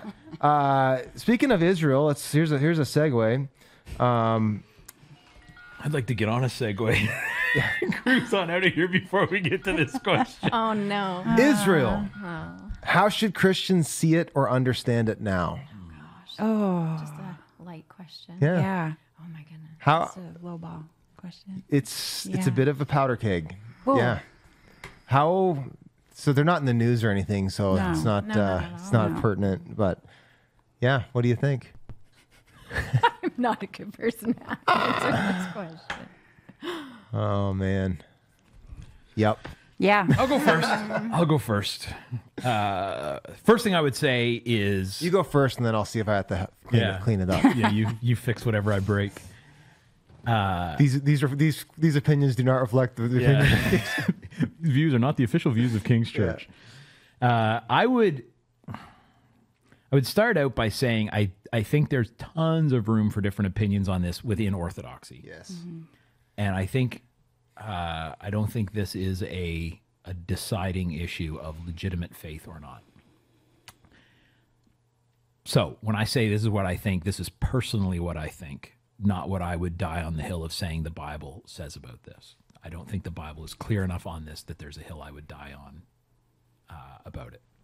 And certainly church history, there's been lots of different interpretations. I do not see the current political state that is Israel as a direct and 100% equal continuation of the concept of the children of Israel that we see in Scripture. That is talking primarily about a people group that share both an ethnicity and a religious tradition. And you could convert into the religious tradition and you could marry into the ethnicity, but that doesn't change the fact that those are the two kind of core things versus a political state. And so I would argue that there is as much, in the biblical sense, Israel is as present in New York City as it is in the nation state currently located in the Middle East, because it is a people group, not a governmental authority. That'd be my first thing. Second of all, if you've read the Old Testament, the notion that because, usually the idea is because it's Israel, from people who believe that Israel is, the current nation state of Israel are God's chosen people, and we should respond to them as such. Generally, that means some sort of unflinching, unwavering support for anything and everything they do. If you think that being Israel means God approves of what you're doing, you haven't read the Bible. Most of the Old Testament is God telling Israel they're screwing up and they need to stop. And so I would say that even if you do believe the current nation state of Israel is the direct 100%, not just a part of, or the people who are there are part of, but it is what the Bible talks about when it says Israel, that does not in any way preclude having criticisms or objections, moral, theological, or otherwise, to things that they do. I tend to lean, that said, towards, I mean, the question is Israel still Israel? Is Israel still the people of God? Is the church now the people of God? Or is the church, and this is biblical language, been grafted into that, so it's kind of both? I'm definitely not, I'm probably the grafted in version, but if the idea is that at the end of the day, those who are saved, those who are the people of God, are those who put their faith in him, it would seem to me that that's a bit of a weird hair to split. Like it would imply that those who have held on to some sort of pre-Jesus version of the Jewish faith, that's still a valid saving faith or whatever theologically, which does not make sense with a lot of what I'm working through Hebrews right now in my devotions. And Paul talks about this all the time too. Like if you go back to trust in Romans that we're, working through as a church right now, if you are trusting in the law to save you, right, you're not saved. Salvation is not based on your ethnicity. It is based on the finished work of Christ and your faith in that. Yes. And so for me, do I think God has a soft spot in his heart for Jewish people?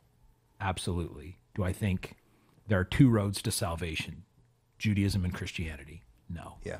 Do I think the current nation state of Israel is the people of God, either in the sense of the continuation of what we see in the Old Testament, or is the current thing? No. Yeah. Yeah. It is, I will say I'm open to being schooled on this. So I'm certainly open to dialogue. There's some things that I hold with closed hand. This one's a little more open, but I would view it as, I would try to couch the whole thing in a gospel framework, and part of that more specifically eschatological framework, like how this whole thing's ultimately going to wrap up. And I think a lot of evangelical opinion about Israel is out of like dispensationalism and this kind of which is 15 minutes old. People don't realize that, the whole like Left Behind, Rapture, all that stuff. And I'm not even saying whether it's right or wrong. I have opinions on that as well. I'm just saying it's very new. That is not what Paul believed. That is not what the early church. This is like 120 years old kind of stuff. And specifically, that comes with a whole set of beliefs. There are probably 3 or 4 people alive today who are older than dispensationalism. Yeah, absolutely. And that comes with a set of beliefs about Israel, about the second coming, and subsequently a third coming, the rapture and the tribulation. All that stuff. So there's a whole ball of wax there that I don't think the average person even realizes they're steeped in. So to me, Israel, I do think a couple things can be true at once. I think God said some things about those people, and he's going to honor his word. Yep. I think Romans, is it 11?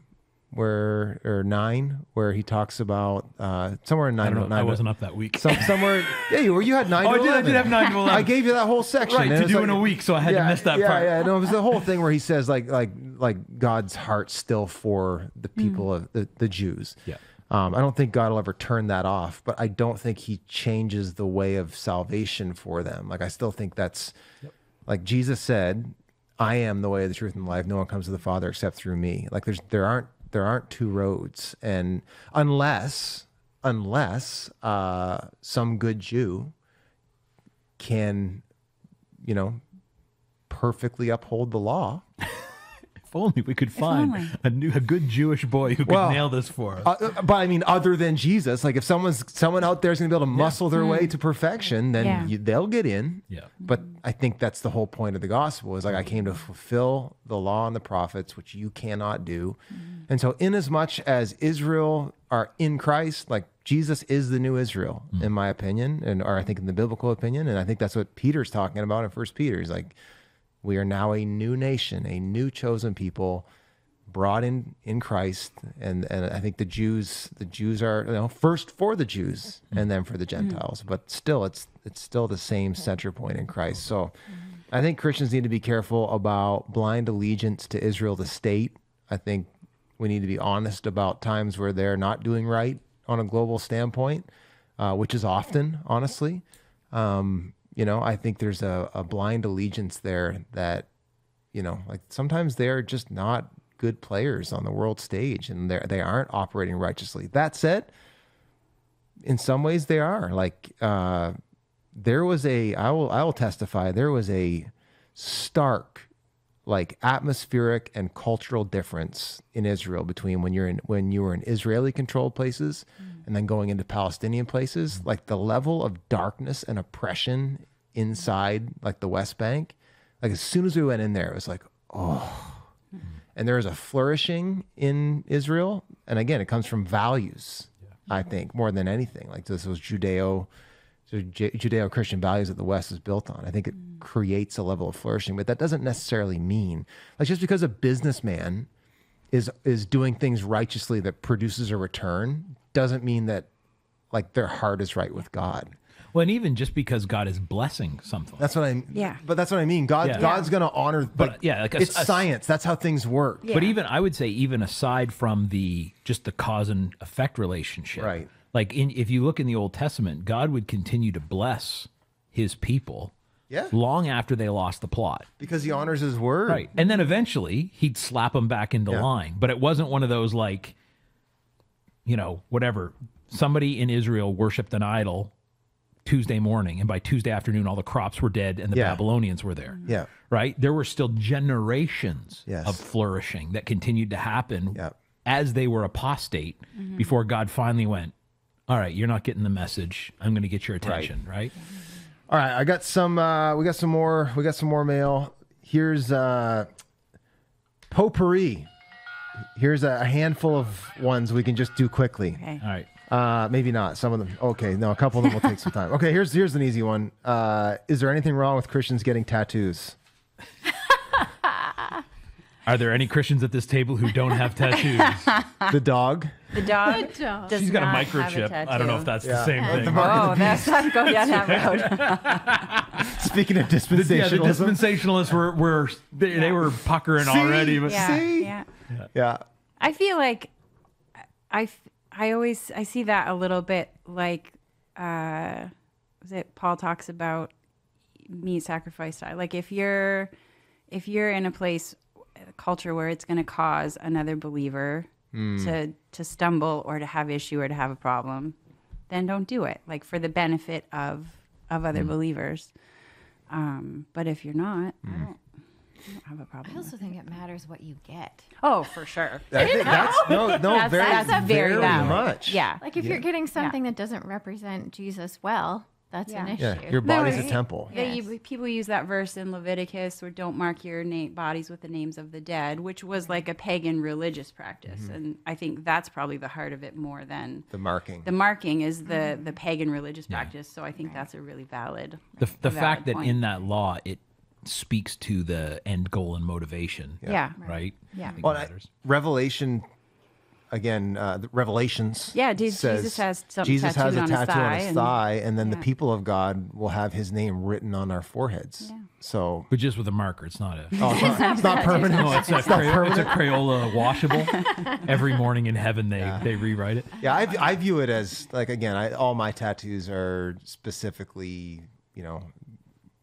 stuff that I would see as honoring and meaningful in a edifying way. I do think what you get really matters to your point. I've got a buddy, shout out Whitey if you're listening, who's a missionary in Japan, and their tattoos have a very direct connotation of a connection to organized crime. Yeah. Okay, yeah, the And- Yakuza. Yeah, Yep. Yeah. legitimately. So it's one of those, like, if he had a tattoo, it would make it significantly harder for him to do the work of the gospel that he's there to do. And so for me, to your point, Mel, it's one of those, like, well, it depends, right? Or your point, Kel, about, is this like, does what this is and what this communicate honor God?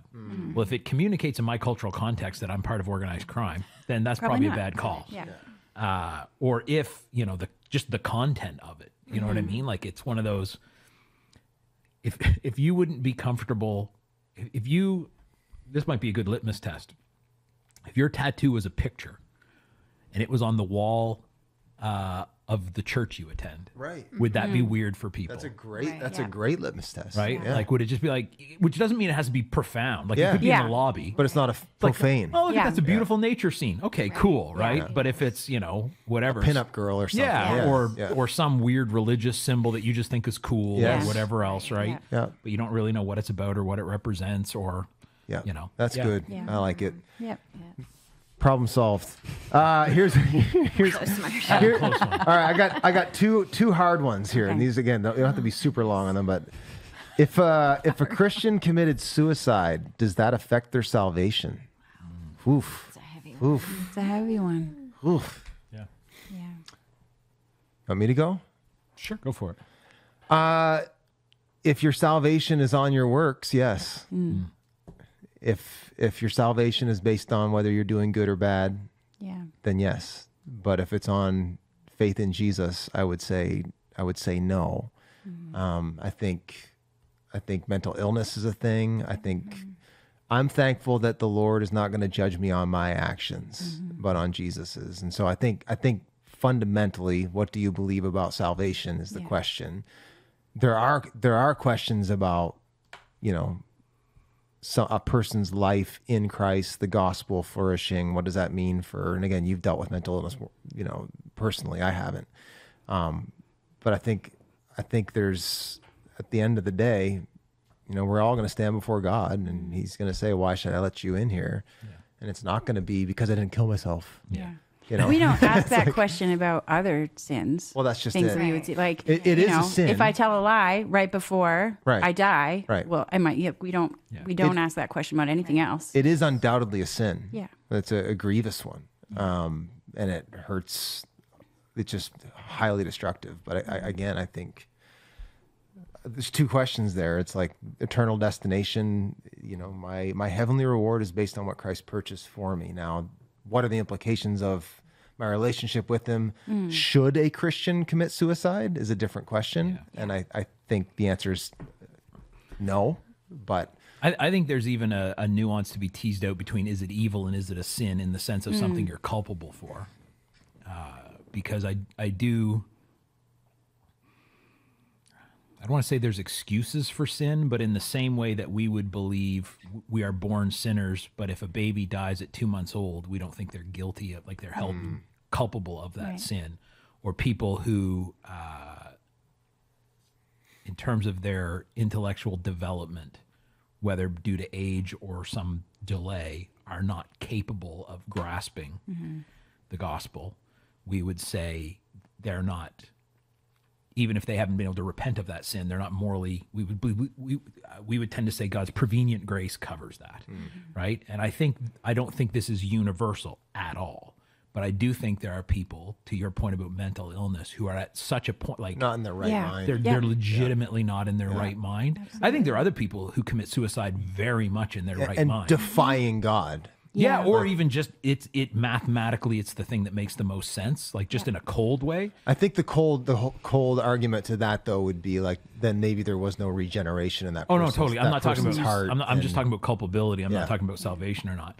And then I do think that's the other question to ask: if you can know something is that grievous and untakebackable a sin, and with just cold calculation do it anyways. There is a question of what extent of regeneration have you actually received. But yeah, I've preached 2 or 3 funerals for people who died by suicide, and the extent to which I offered those families the hope that that individual was in heaven was not influenced by how they died. Right. Yes. One guy was That's good. I believe a true believer in Jesus Christ who had been racked with horrific mental illness for years, piled onto by some horrible life circumstances. I think that guy's in heaven. Yeah. The other guy, I have no reason to believe he knew Jesus or would, know him if he tripped over him in a dark alley, kind of a thing. So I'm not saying he isn't. You're hoping for purgatory. But I'm saying, well, you actually have to be saved to go to purgatory. But but I'm Really? saying, yeah, no, you can go straight to hell. Okay. And you can go straight to heaven. Clip that. Just But only that one line. You can go straight to hell. There's the meme of the season. Yeah. But yeah, no. Again, people will say, so how do you know this guy went to hell? I don't know who goes to hell. I don't know who went to hell. Right. I can know for sure someone went to heaven.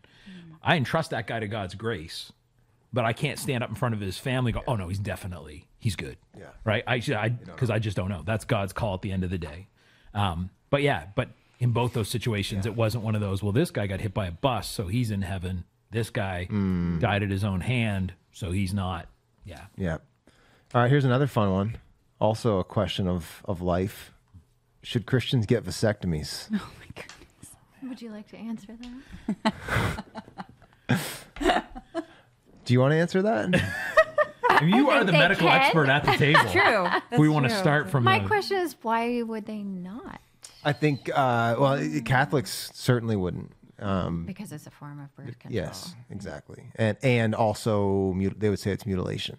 They would say it's bodily mutilation. You're changing the design of your body. So, yeah. I mean, I did it.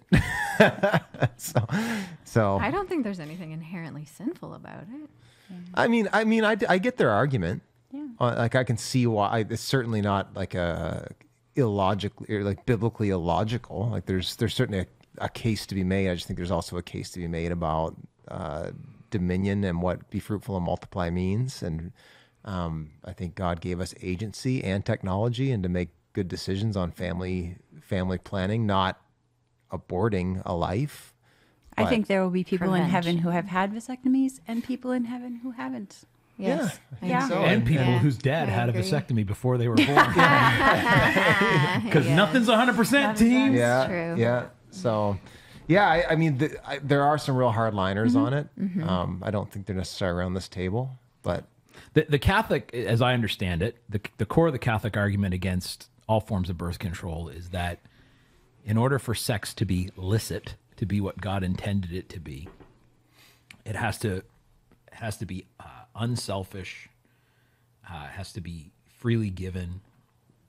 It has to contain the potential for procreation. The term they would use is that you have to be open to life. And so not that every act of sexual congress has to result in pregnancy, but that if you are engaging in sex with the intention to not be open to that it stops being a reflection of God who is creative, who is a giver of life, and it becomes something you're doing. Their argument would be for selfish purposes. I I don't have any issue with non-abortive forms of birth control, with the understanding that that is a way for a husband and wife in a monogamous lifelong relationship to be intentional about the way and the speed and the whatever else with which they grow their family. I'm not saying, if you're single and just want to mingle, use this and it's cool. But I do think there are just like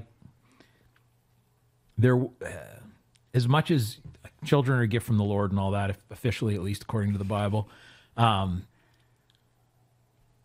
in an ancient society, children literally are prosperity. They're a source of prosperity. Yes. And that's just not how the world works anymore. Like if I had a farm, I'd want 12 kids to work it for free.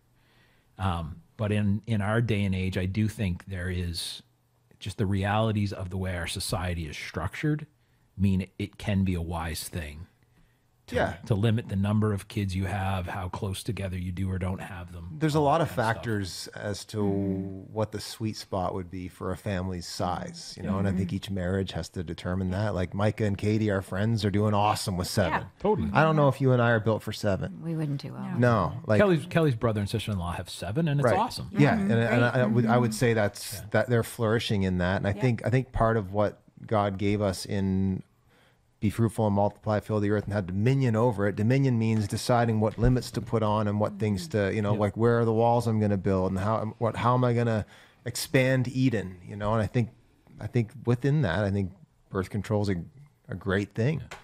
I've often also argued too that a prohibition against birth control, I think, greatly curtails the rates of adoption, particularly of older kids. There's no like anyone who tells you that if we stopped aborting babies, who would adopt those babies is a moron and has no idea what they're talking about. When we went through adoption training, the average wait time for a reasonably healthy, as in like not likely to die in the first 2 years, infant, which was I think up to 2 years, is how that was. What was it? 12 years? Up to 10. No, like the wait time. Oh yeah, I think it was 10. Yeah. So there was a list, like a waiting list of people just going as soon as there's a baby available. Yeah. So you got people who are 30 and 35 who are going, hopefully by 45 there'll be a baby available for us. So that's a BS notion. But if you are a couple that God has blessed with a high rate of fertility, the odds that you're going to have a baby every 1 or 2 years and somehow wedge an adopted kid or two in there. Not that I'm saying everyone has to adopt. I'm just saying I think birth control, even if you're looking from a moral kids in the world perspective, there's a very valid argument to be made that it facilitates adoption. And on that grounds, let alone any other, I think, I've always said to my Catholic friends that I think the Pope should say that if you adopt a kid, you get to use birth control for 5 years. The adoptive clause. Totally. You just show up and they're like, okay, yeah, you're good. Yeah. Woohoo! Yeah. All right. Let's do 2 more and then we'll kind of do our mountainous top 4. So I thought this was a good question. Might be cathartic for us. I'd be interested to hear you guys talk about navigating the pandemic in hindsight. Looking back, what would you have done different? Oh, you know what? I wouldn't do a darn thing different. I wouldn't, because we did what we thought was best in that moment. We didn't know. We all made the decisions we made based on what we knew. We didn't know a lot of things. We all just did our best. Yes. We all each family did what they thought was best for them. Yeah.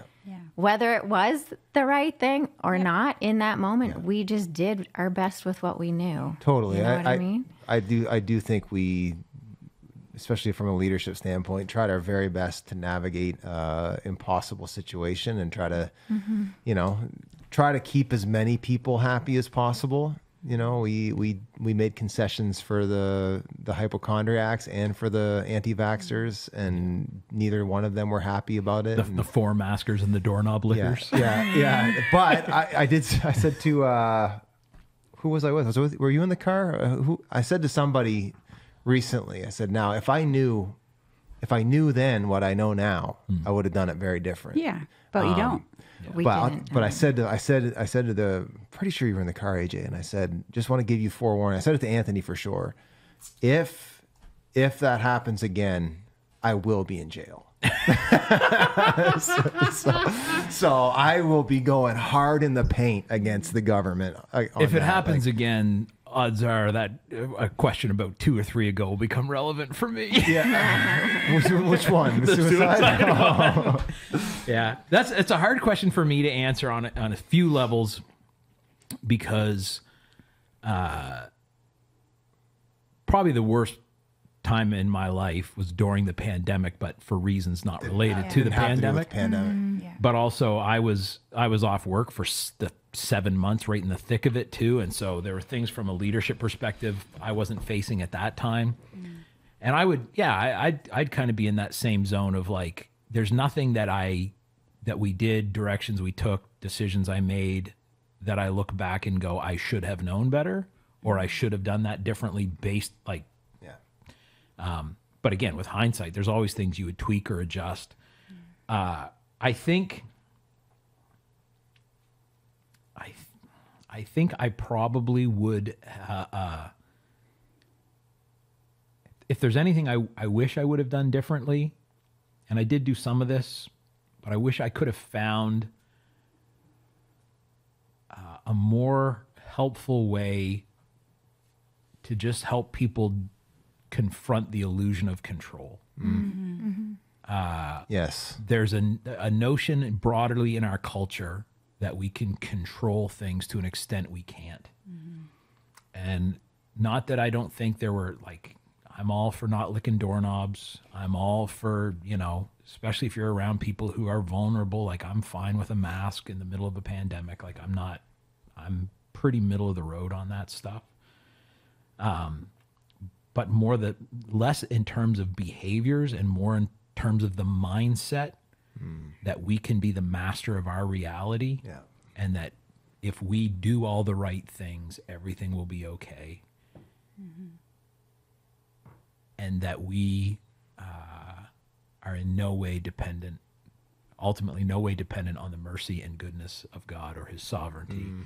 And there's just so much of that like people thought I can have my way and I can control on both sides. And I think that was just a really unhealthy attitude. And I tried to speak to it, but it was very hard to figure out how to speak to that without sounding like you were actually endorsing some of those more polarized positions. It was Andy and Carrie when we were driving. We were talking about it, and they talked about the gorilla story. And I talked about my sermon last weekend. You were away, but they were at the Toronto Zoo, and they just lifted the mask mandates, and they're like, we're not wearing masks. They're doing the zoo together, and their kids are there, and this woman like marches up to them, and she's like, "How dare you not have a mask on?" And she goes, "If you're not going to do it for those kids, at least do it for the gorillas."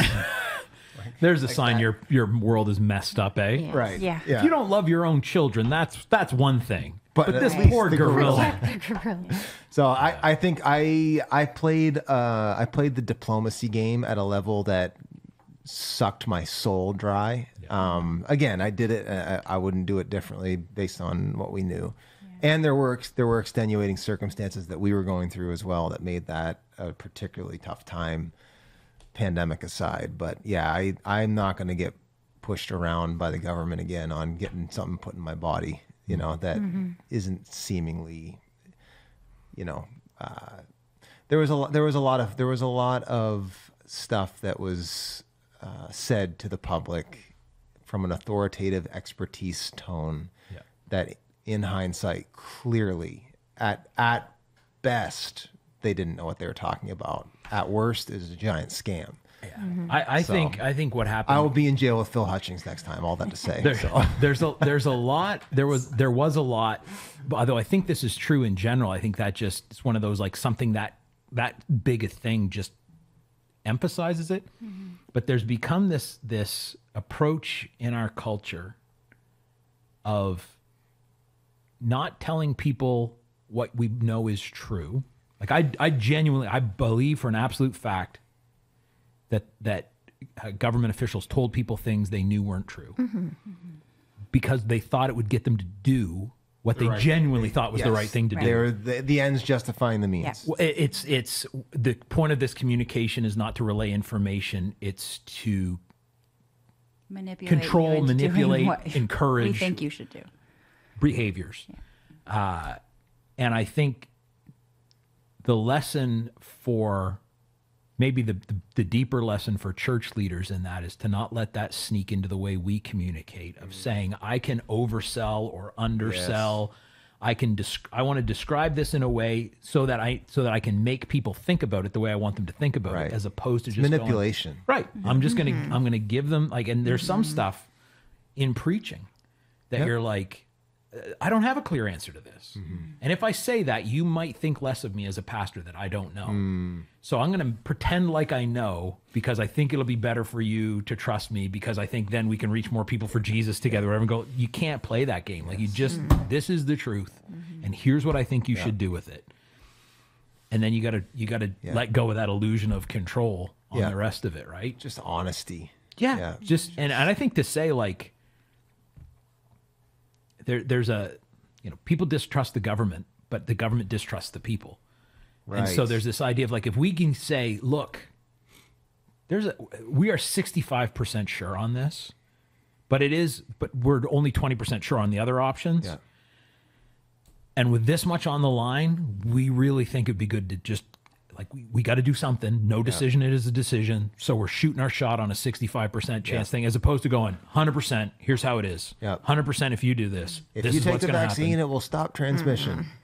Sure. I'd probably get vaccinated again. I didn't have any big ill effects. Yet. Look, my tail has never been healthier or more luxurious. But like, again, it's one of those, exactly. But truthfully, yet, who knows, right? Who knows on any of this stuff? Yeah. But at the same time, I think it sucked, and I hope it never happens again. Yeah. Horn blast. And what it would look like for me might be different than you, but I legitimately don't know that I could do that again. Like, I feel like that's one of those, like, whether I'll end up in jail or a cabin in the woods or what, but like, it's just one of those. I wouldn't have done it. I wouldn't have done it different. I really do think we wrestled through it with integrity and care for people as much as we can. We did what we thought was best. We did. And, I'm glad I didn't, use the church and my platform to fight the government at that time. Like, I think that was the wrong move. I think it brought shame on the gospel from a lot of, I think it was a bad play when Christian leaders did that at that time. Now, if there was a second round of it, I think I'd be a little less compliant. Well, and there's the question: is that second round 30 years from now? It's a completely different thing, like a completely different illness, or is it in 2 years and it's really just round two of this? Yeah, maybe, but it's fool me once, shame on me, or shame on you. Yeah, fool me twice, shame what's on me. the George Bush clip? You can't fool a fooler. You know how the saying goes. All right, last question, and then we'll do our Mountainous Top 4. I love this question. This is so kind. As leaders in the church, what's your number one prayer request? I pray things like, Lord, keep a hedge around this family. Lord, protect them from Satan's attack. Keep them steadfast as they navigate in this world. How should I be praying for you and your families? That's it. That's bang I think on. that's perfect. Yeah. It is. Yeah. Protection, provision. Yes. Protection against the enemy's attacks. Yeah. When I was planting a church, I had a coach, and his prayer, whenever we ended our sessions, he'd always say, Lord, keep them clean and close. And that pretty much sums it up there. Like, Lord, protect me from what's on the outside, but also protect me from what's on the inside. Yeah. I've felt that. Yeah. I felt like knowledge of the prayers of God's people over our family and over our home and stuff. Like, I've felt many times like there's just a bubble of grace, and I think that's because people pray, and so thank you. Her follow-up question was really nice though too. What do you wish more church members understood about being pastors and ministry? Well, I'll Could write a novel. What do we wish more people knew? Oh, I have so many things. Yeah. Go for it, Mel. Unload. Oh, I got one. The time that somebody said something really nasty about you on social media and ripped you apart with zero concept of how that would affect me or the kids. I'm trying not to cry. It affected you more than me. It affected me. You didn't care. You were like, I don't care. I have thick skin. But on some things. I don't want to cry. Just zero thought whatsoever of how it would affect me and the children. Yeah. Like our older kids are on social media. So when people are nasty about you on social media, it doesn't just affect you, it affects the people that love you. That's not our people though. That was a troll. No, it was somebody else. troll. But I think there are people that we know, and there have been people that we know and love that have said things about you on social media. People that I love didn't realize the damage that they were causing. They just thought, oh, I don't care, I don't like him, I'm just going to say it, not thinking how it would affect your family. I think that's connected to what I would say is there's a level of caricature that people have in mind of who I am or who we are. Like there's a platform version of me that, because I can't know everybody personally. We have lots of friends within the congregation that know us at a different level, but they're like, I share stories about my family, and like, so there's a sense of real intimacy, even though it's not, because I don't know you. And I think that'd be my big thing is like, some people don't think enough of me, and then some people think too much of me. And I think I'm just a guy who's trying to follow Jesus and obey the call on my life. And, I'm hoping to use my life to point you to him. And so, I think that'd be the big thing is just like, I'm just a guy. Yeah.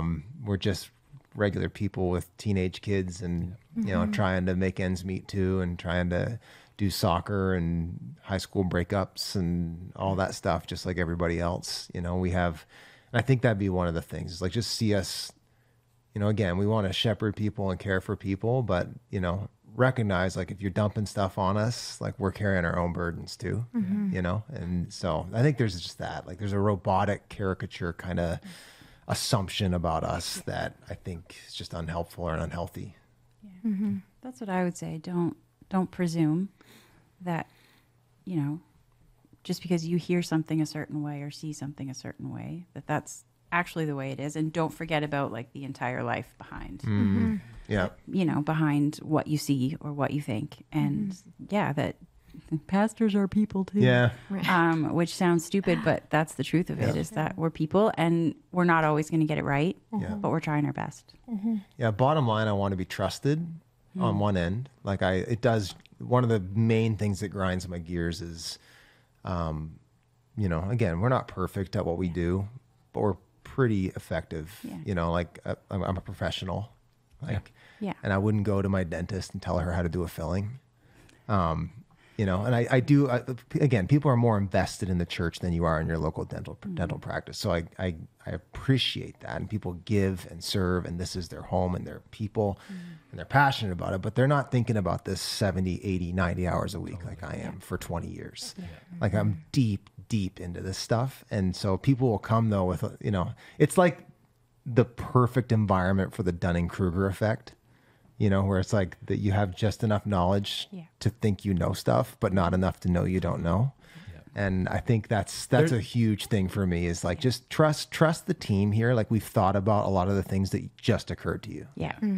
That's one of the things I had to learn as a leader early on, like from a positive perspective is like, I'm even with say my board, I'm ready to make a decision on this. And they're so not ready. They were at their jobs all week. Right. Yeah. And you're like, oh, right. Because we've talked about this for 45 minutes. I've thought about this For 45 months. Right. Like it is, there is a massive kind of armchair quarterback thing too. Like, and it is like, you hate to, this sounds so pejorative and I don't mean it that way, but there's like this, like, I get that you play rec league ball. Yeah. But like, that's not the same thing. Yes. Or like, I get that you are, again, invested and you understand, like if you have a suggestion for how to make the part of the church where you serve better, Yeah.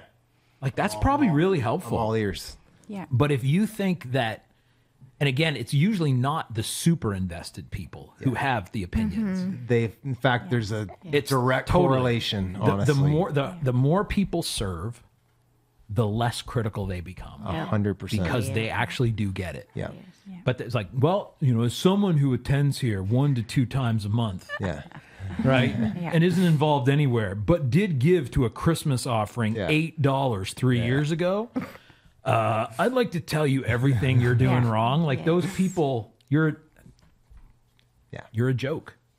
Like you genuinely, like it's just one of those, like that is the. It's the Dunning-Kruger. You don't know. Yeah. I had this thought the other day. I don't know. There probably are some, but I don't know of many careers where more people think they know how to do your job. Yeah, there can't. Who've never done your job. Politicians Yeah. for sure. Yeah. Would experience a ton of that. But public servants. I would say similar. Yeah. Yes, true. My grandmother was a nurse, and so I'm here to tell you. I would say, sort of related to that, like try to understand what things are your opinion. And not even that makes you wrong, but your opinion is not authoritative. And then try to remember that whatever weight you think your opinion carries, there are hundreds, if not thousands of other people That have a different one. that disagree with you on that, who are also part of this church. Yeah. Right. And so like, there's so many people, they just lack the self-awareness to go like, I like it. Well, first of all, understand the difference between I like it this way and this is the right way to do it. Understand the difference between right as in effective versus right as in theologically sound. Right. Some things are, yes, this is good because it's effective, but any effective way counts. And then there's other things that are like, no, like theologically, morally, this is the right thing to do. And then there's just the, you like this. Right. So just be aware of what is your opinion. It's good. Be aware of the weight that's on the shoulder of a pastor. And I'll say this as a guy who was a lead pastor for years and isn't right now, and maybe I can be more blunt about this than Brent can, but like no one carries what Brent carries at King's Church. Nobody. Like none of us on staff. We carry it with him, but the truth of the matter is he's the first one to pick it up and the last one to put it down. And there's just not, there's not a world. Like you may love this church with all your heart or whatever church you go to, you may be invested. It's just, and it's fine. It's not your job to be like that's part of the calling, but just understand that's the weight of that calling. Carrie Newhoff once said, talked about ministry, said, it's not the pace, it's the weight. Yes. And there's not a ton of quotes by him that have stuck with me. Lord love Carrie Newhoff, but that one is so true. One of the dozens, by the way. Oh, really? Hey, Carrie.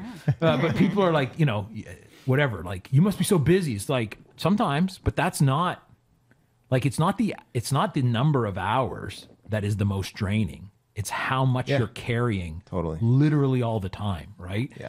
It's like, I was at the gym today, whatever. I would rather bench, whatever, my max, up, down, done, than give me 5-pound dumbbell and just hold that bad boy never out there let go. all the time, right? And so understand the weight of it. And then this is sort of similar to or related to something you said, Mel, to the family side. And we're on the back end of that. Most of our kids are out of the house. All of them are out of the house to one extent or another. But particularly with young kids, they do not fully grasp, just from a developmental perspective, the difference between Jesus and the church. Yeah. And so, church member, if you are being a friggin' jerk, they think that's how Jesus is. And so realize, as much as you look at your pastor maybe and think it's their job to represent Jesus to you or represent Jesus to the world, understand that you are representing Jesus to his family. And so many pastors' kids who have rejected Jesus out of bitterness, it has nothing to do with Jesus, and it has everything to do with people in the church. But again, they're literally developmentally, like there's a level of abstraction they're not capable of. And so just realize, like, you are, Like you are your pastor's family's first understanding of who Jesus is and what he's like. That is one of several, I think you and I would both agree, like real graces though here has been, my kids have had such a good experience being the pastor's kids, and like people just love on them and show them the best sides. Honestly, like we haven't had, as it pertains to our kids and even our family, like our church has been so good. People have been so good to our kids. Yeah. Our church experience, both as pastors and my experience growing up as a pastor's kid, was very positive in that way too. It can be. Which maybe is part of why I'm so sensitive to it, is to go like, I have so many friends who are bitter about church and I'm not at all. Right. And like, you grew up in it. He's like, yeah, but I grew up around people who weren't idiots. Yes. Right? Yeah. I would, to your thing about, hello. Oh, hi. There's that classic verse in, I'm going to say Leviticus somewhere, about don't muzzle the ox while they're treading on the grain. Yes.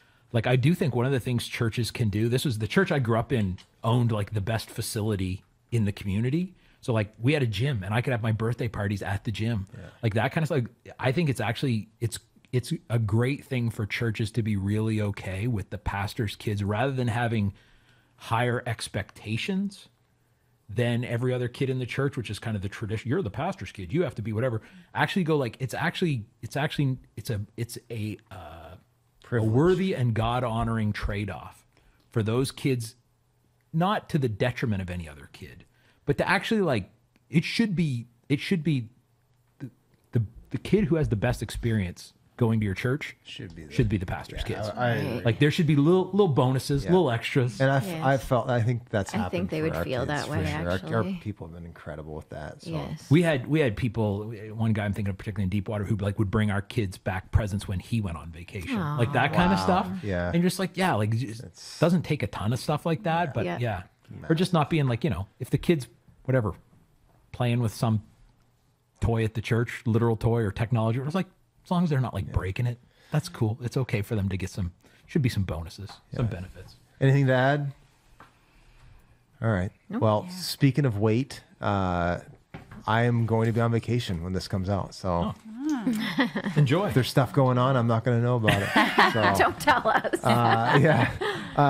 We're going to hit up that some Sudoku and some paddleboarding and Sudoku. Yeah. All right. Mountainous top 4 time. Last one of season 1. I really should have thought about this one in advance. Oh, I thought about this one. I did too. I put a lot of thought into this. I have a list. All right. I'm ready. Best fictional couples. So movies, books, just fictional couples that are the best. Your top 4. Let's let the ladies go first, and we'll have to. Okay. You want to go? You can go. Kelly's locked in the Maybe we have some of the same ones. Maybe we're both so ready. Yeah, you go. You go. Go for it. Okay, my number 1 of all time. Go for it. Nobody I have to start at the bottom? 4 and go down. Oh gosh, well I have 2 honorable mentions. That's okay. I have so many. Okay, number 4, Ross and Rachel. Okay, I like Nod that. to my Friends fans. Yeah. Sorry, I'm Gen X. Did they end up together? Yeah, barely. Yeah, I think so. Okay, Ross and Rachel. I like that. That's a good one. Okay, number 3, Kermit and Miss Piggy. Excellent. Gotta go Muppets. That's excellent. Gotta. That's also a nod to my childhood. Oh, I have too many. Okay, number 2. This is my maritime couple. Well, actually Canadian. Anna Green Gables and Gilbert. Oh, wow. Classic. Gotta love them. Gotta love them. Number 1, Ali and Noah from The Notebook. It's a great couple. That was going to be number 1 of all time. I have Nobody never seen that movie. Oh, gosh, Kelly. I can't tell you Kelly. the last time I watched a movie where there was actually a couple that mattered. I will say The Notebook is excellent. I was talking my to number 1 Isaac, favorite. our youngest, who's 19, and he was like, "You've never seen The Notebook? It's so good." It really is must. excellent. You Yeah, must. yeah. It's You a good must. romance. So I'll watch The Chosen yes. first. we should add. Okay. So for season 2, we're going to add something to the Mountainous top 4. After someone gives their top 4, let's one word to grade or describe the list. So I'm going to say. my word. Wait, I didn't even say my honorable mentions. Well, Do you want my honorable save mentions? them because maybe someone else Save has them? them. Okay. Do you think someone else will have them? So Maybe. I'm going to maybe, say maybe. on point with a hyphen. Stop. On point. Ron, you can add in on this too. Wait, One word to describe it. Hey, judge really our wives quick, real quick, really would you? quick. my word. Ron knows better than that. Say something about your boss's wife on One adjective, right? A descriptor? adjective? Is it an adjective? Yeah. Yeah. One adjective. Well, that's Solid, good. You like Allie and Noah. Yeah, that's what I said. I said on point. Okay. Yeah. On point. Okay. It was good. AJ does not agree. I can tell by his face. Complicated? I can't speak to the first Basic. one because I haven't seen it. Love you, Mel. No. That's good. All right. Just feels very much basic. very much like Gen X white girl. She's got to come up with four. am What is- Gen X I know. white That's what would predictable let's- feel let's- less? Let's see Miss what. Piggy was really mean to Kermit, though. I hate He Miss was, Piggy. but they loved Let's each say. I Okay. don't Let's hear. Let's understand. hear from Gen X white girl too. All right. Okay. Let's hear it. Not quite as Gen X, maybe. Kelly's right on the bubble. She's almost millennial. Okay. I'm almost. Months Are away you? from Are you? millennial. You're a Zennial probably. 79. Yeah. So you're like, a Zennial. So is she. So am I. Yeah. So are you. Yeah. We're all on the same. So number 4, this one is a little niche. Tommy and Tuppence Beresford from some of Agatha Christie's books. Oh, wow. So Okay. they were childhood friends who got together after the war, and then like all 5 of their kind of story arcs are just progressing through their marriage, and their last story is they're like moved into a retirement home and they solve a murder. And anyway, it's just a beautiful, beautiful little story. Number 2, Gomez and Morticia Adams. Oh my word. From the Because- Addams Family. Yeah, because they love each other, and they're like do. In their they're dark all way. about it, They and do. they Doesn't have he a like take her arm healthy. and He kiss kisses her? They her do a arm lot all of the time. Sudoku. Yeah. And like they're weird and they're quirky, but they just We got a love new each other. new afro. Yeah. There we go. Good euphemism. Euphemism, Number 3, Red and Kitty Foreman Oh. from that 70s show. wow. Like She was mean to him. He was mean to her. No, they're like kind to each 70s. other, and he is mean to literally Yeah. everyone Okay, else. that's- like he more has a soft accurate. spot for her, and he'll be nice to her, does. but Yeah. he'll tell everyone else, what he thinks of them. He's very gonna break clearly. his foot off somewhere. Yeah. And I just love they kind of keep each other in line, like in check. Like he's super grumpy, but she softens him up, and she's maybe a little bit too lovey with all of the kids, and he, That's good. tells it Right. like it is sometimes. And I just Right. feel like they're a really good balance. And then the last one, Ellie and Carl from the movie Up. It's on my so list. good. Yeah, I'm gonna. I've got some So extras. good. So Based on okay. that last one, I my agree one word with is that. win. How do you argue Yeah, with that, Carl and that Ellie. was That's a just good the one. Carl and Yes. Ellie Yes. Fredrickson. Yeah. Yeah, love story. I'm gonna say. That's I'm inarguable. Yeah. gonna hyphen again. Deep cuts. There. Deep cuts. Good. That was a great list. Great list. I put a lot of thought into that, like probably more thought into that than anything else we've talked about today. So You want to go or you want me to go? You go, All right. because mine's made up. I'm gonna. Okay, here we go. Number 4. I'm gonna go Shrek and Fiona. yep. She chose ogreness Yep. and love, so that's a good one. Number 3, Mr. and Mrs. Smith. From Mr. and Mrs. So Smith. random. Brad Pitt and Angelina Jolie. But also the had characters, on-screen characters them in not real real life. life. Yeah.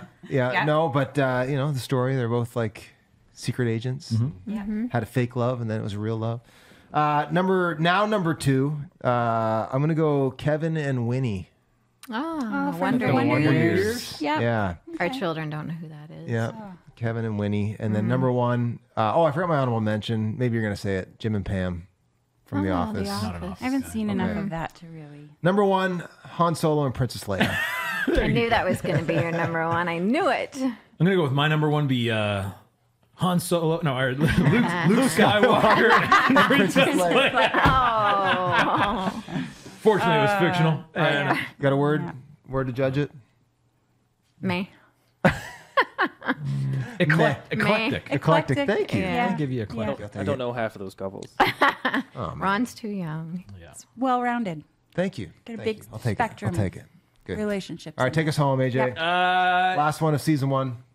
I'm going Marge and Homer Simpson. Ooh, good I one. knew you would. Enduring. Yeah. I thought you They- would say that one. I often quote Homer when he says, "I figured out the one thing I can offer you: complete and total dependence." And that's maybe if there's anything I've given to Kelly in life, it's probably that, my complete and total dependence. I'm going to go with Hank and Peg Hill. Hey. Yep. Yeah. Peggy. Good one. Peggy. Propane and propane. Then I'm going to go Hank and propane. No, just sweet lady propane. This one is a bit of a